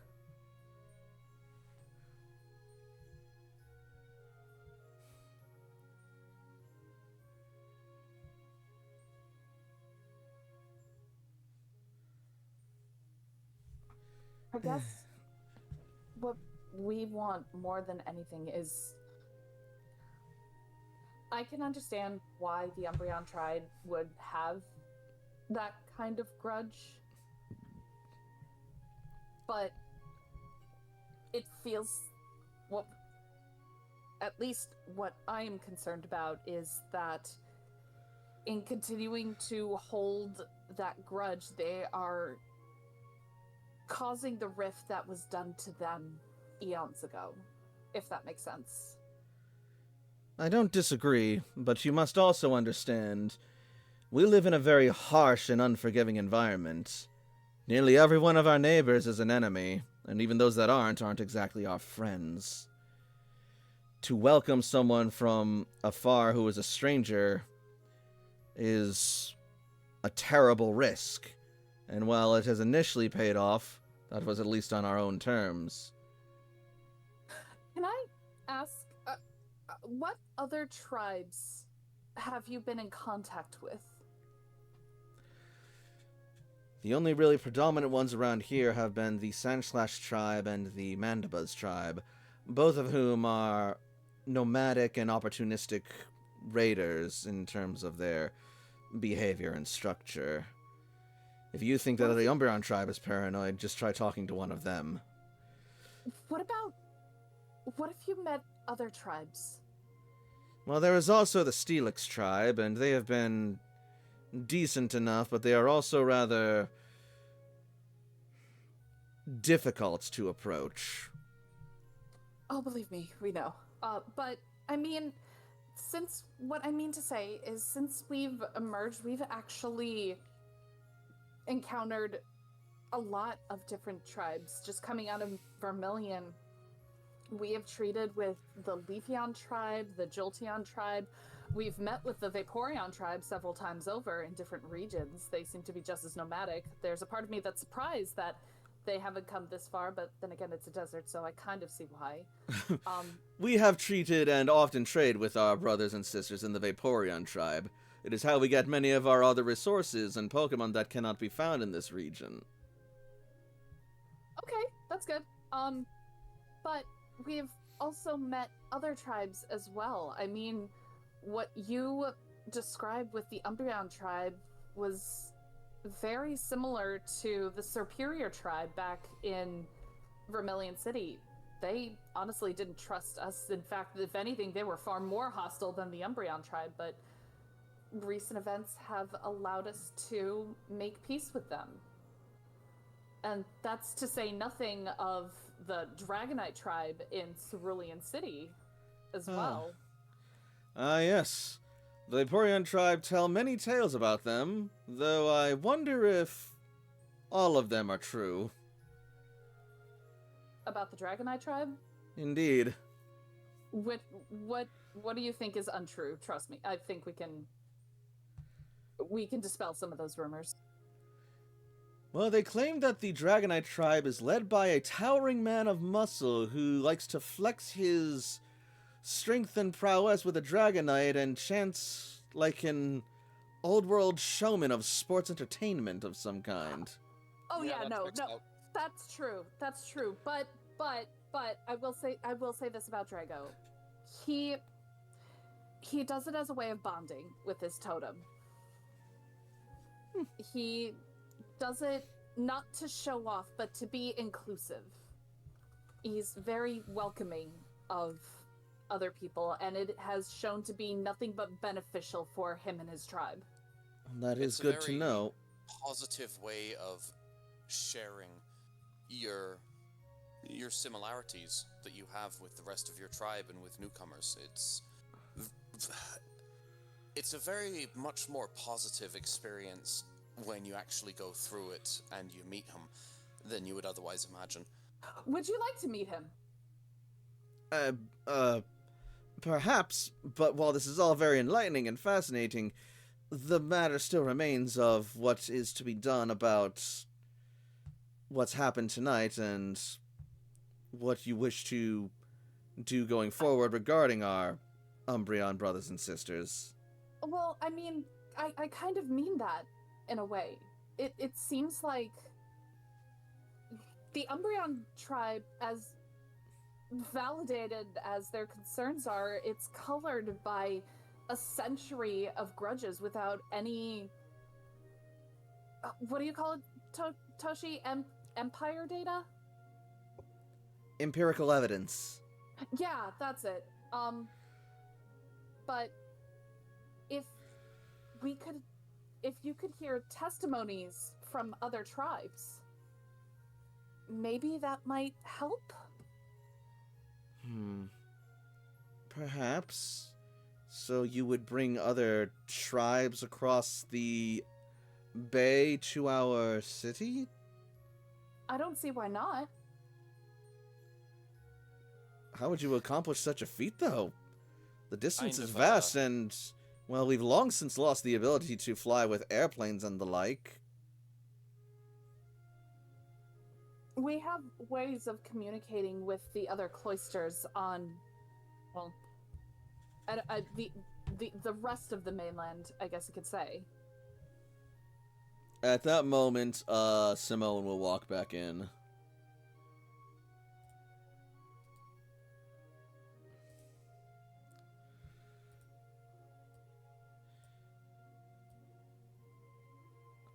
What have you found, sister?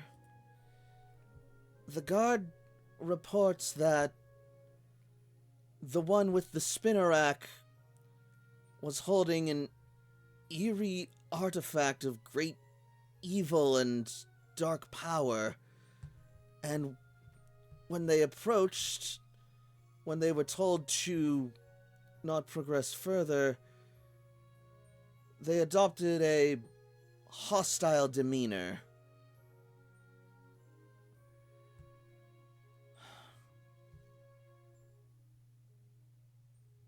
They issued a challenge and she accepted.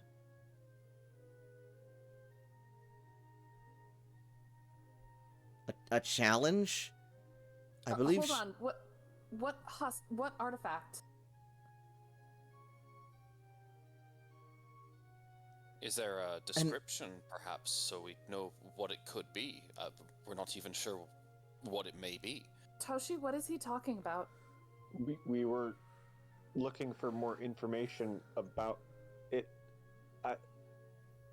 What is it? The guard described it as an odd keystone of sorts. Oh, some kind of rock. Okay, thank you. Are you talking about that thing that Sam found on the beach? I think so.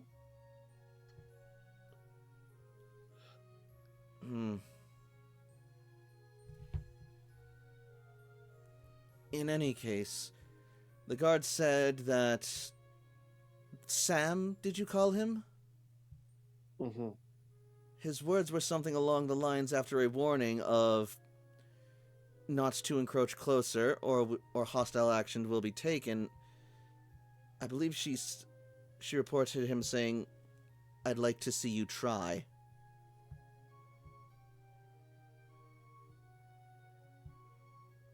and she took that as a challenge or provocation. Sounds believable. Yeah, that's unfortunately sounds like Sam. She said that she deliberately aimed not for a vital area, but close enough to know that she could send her message. And she sent her message. They do not intend or desire war, but they will defend their turf. And you approached uninvited. Well, I believe now would be a good time to move towards the next question that I have. Very well. How do we go about getting invited so that we may approach them on equal terms that are respectful of their customs? Realistically, it is unlikely that the Umbreon tribe would be willing to invite you for any reason. Although... Suddenly, Espeon's gem begins to glow once more. Huh. Totem Sorry. Espeon has declared that apparently one of the tribe had something of a positive encounter with one of yours. The one with the banded Eevee. Oh, AJ and Eris. I can see how that. Yeah, I can see how that works. AJ is really good with Eevee, so honestly, that part doesn't surprise me. Yes. Apparently, your AJ left a good impression on our brother Shadow. Perhaps if you could manage to locate and speak unto him, you may have an in.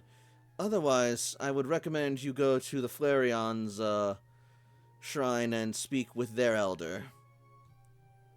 What can you tell us about Shadow? Shadow is a decent enough sort. A competent warrior, as are any in the Umbreon tribe. As cunning and powerful as he is ruthless and deceptive. But dedicated and loyal to the city and the Eevee people. He is relatively young and fresh as far as the newly inducted security forces go, but he has more than earned his place and his respect among the tribe. I'm afraid that's all I know of him. I've not spoken to him much personally.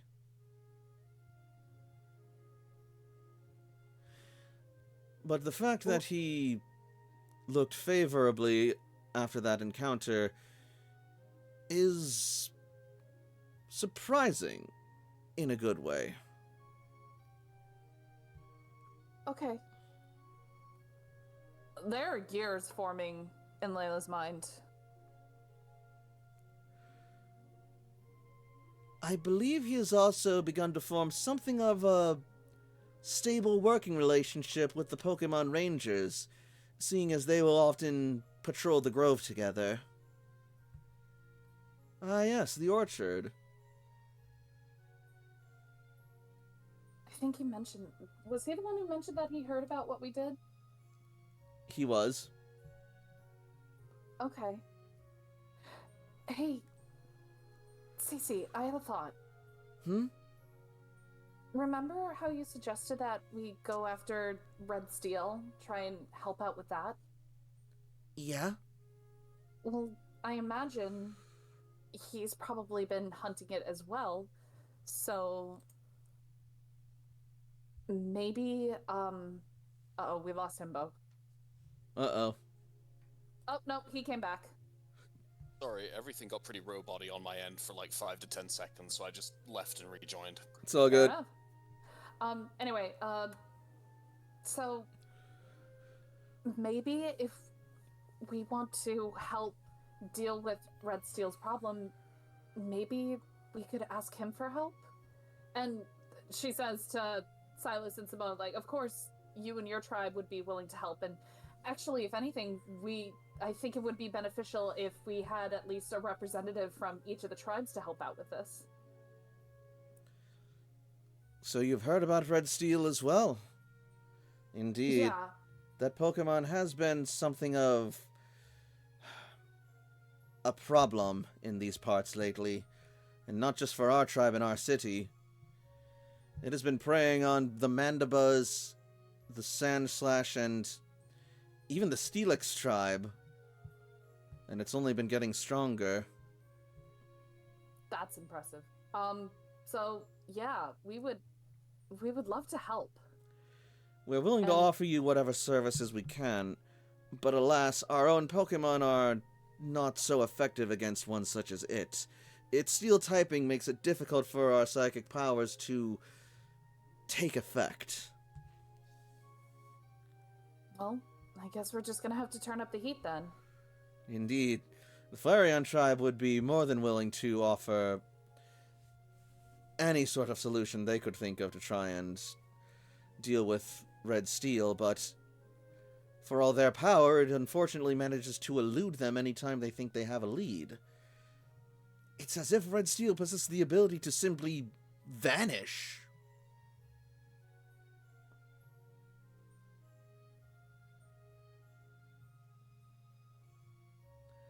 Which has As made part of that sounds like a challenge. tracking it nearly impossible.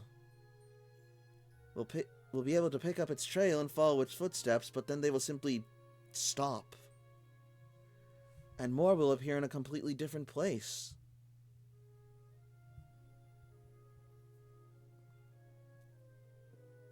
Maybe it can float. Unlikely. Tinkaton aren't known for their ability to levitate. Do you have a better explanation than what I just said? Maybe if it can launch itself. Or teleportation? If it was launching itself, then wouldn't we see, like, an impact somewhere Indeed. when it lands? Teleportation, maybe, but Wait a minute. What? Didn't Zygarde find something back in the dunes? Zed found a lot of things back in the dudes. You're gonna have to be more specific.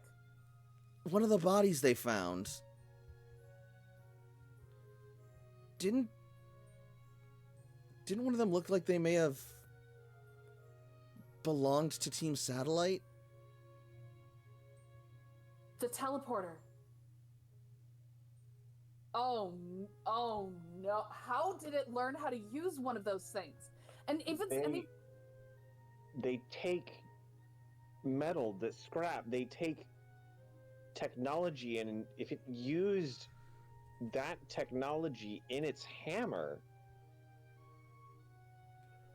That Tinkaton knows teleport. I'm catching this Tinkaton. okay. The only thing is, wouldn't it teleport back to a Team Satellite base? Like, unless, I don't know, like the frequency of the desert is skewing it up. Like, well, if it it's was the most. taking apart the teleporter as part of attaching it to its hammer, it may have messed with the intended programming of it. It Not may the not fun- even work very well. It may be a short jump here or there in a direction. I would imagine the massive sandstorms would probably mess with the frequency a lot. So, there's actually a lot of factors that could make that make sense. Or maybe it simply took the engine and, I don't know, just incorporated it somehow. AJ would know more about this than I would. There's plenty Okay. of speculation that could be done, but either way, what matters and what remains is that Red Steel is out there and it's causing problems. And if you could bring it down or triumph over it, perhaps that might land you a deal of credibility to even the Umbreon tribe, who have been also actively hunting this menace. Okay. And honestly, they would be willing to help us. But be careful Sounds about like we're that, getting a though. Tinkaton. Be careful about that, though. If you're going to tell anyone in the Umbreon tribe about this, I would definitely approach Shadow first. Otherwise, if others learn about your hunt, they may think that you are trying to one-up them, as you might call it. That was the plan. And as I said, we would welcome any assistance from your tribe as well as the Flareon tribe.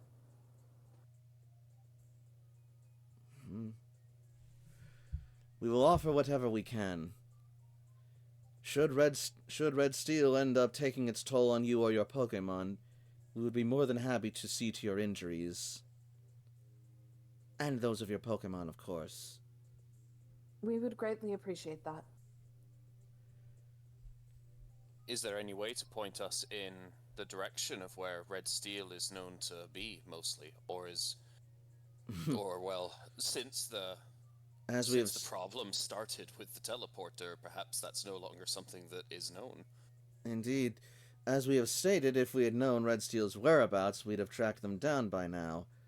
But they are, due to the nature of their mysterious ability to vanish, possibly even teleport, difficult to track.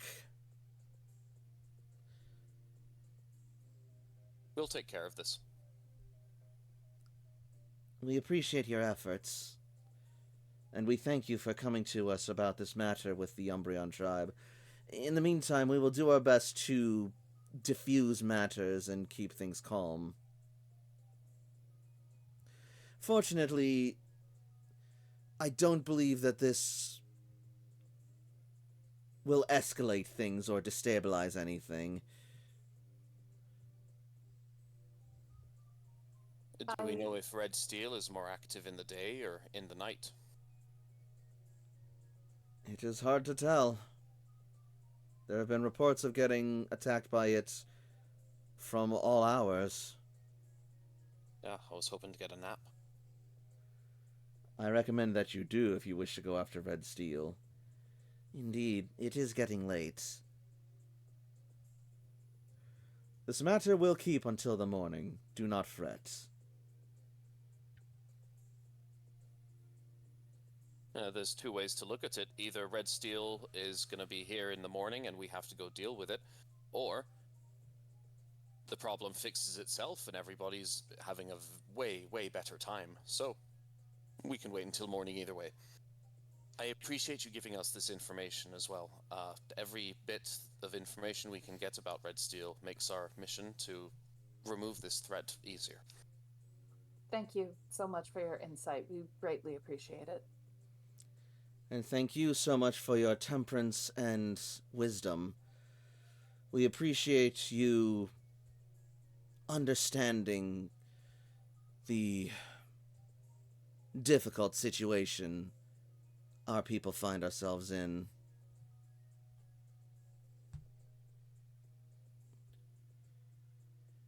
I'd say more complicated than difficult. Yes, perhaps that is the better word. Either way, thank you. And we hope to further improve these relations going forward. As do we.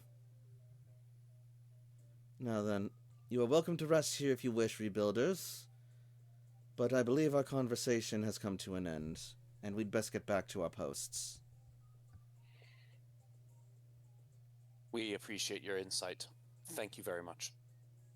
We bid you good night.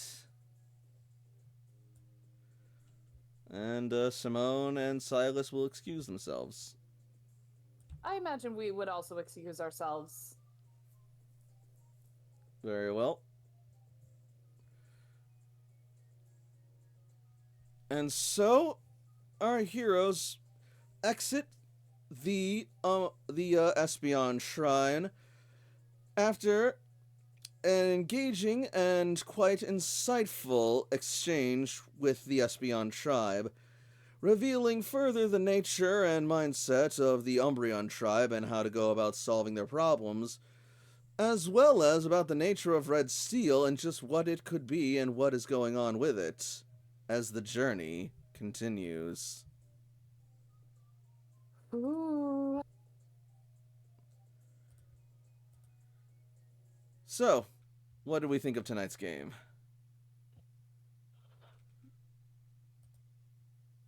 Hot damn. Social discomfort. It's great. Yeah. Ooh.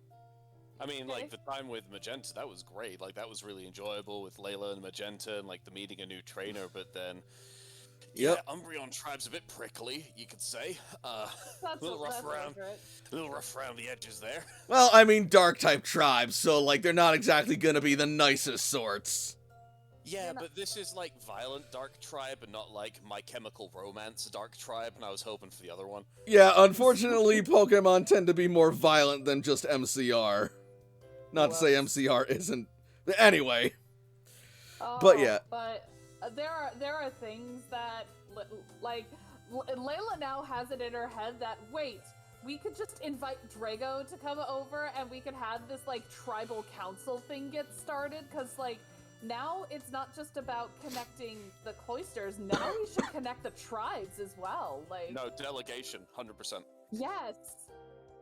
Like, invite Alexander the Greathorn, invite Oleander, invite Shakira, like, just get them all together and be like, hey guys, look, there are other tribes that are involved in this. So yeah, let's all talk, let's hang, let's just have a night out and just chill. Yeah, I mean, Jesus Christ. Also, it's just an excuse to introduce Drago to anyone. God. But yeah, also, given what you guys got coming ahead of you at the in the future, that's probably not the worst idea to get started on. Oh, you can bet, like, right before Layla goes to bed, she wants to call Surge and be like, hey, were you guys, they were in Cerulean the last time they talked, right? Correct. Layla wants to call them and be like, hey, you were in Cerulean, right? Can I talk to Drago? We need to talk. Well, we can see about that next time. But in the meantime, I think it's time for us to say thank you all so much for watching. If you're watching on Twitch, follow me for more streams in the future, and if you can, throw me a subscription, it really helps me out. And if you're watching on YouTube, be sure to like and subscribe, and also be sure to leave a comment to let your voice be heard and join the Working Class Pack. And until next week, good night, everybody, and happy Pokemon. Mwah. Good night, everybody. Bye-bye. Good night.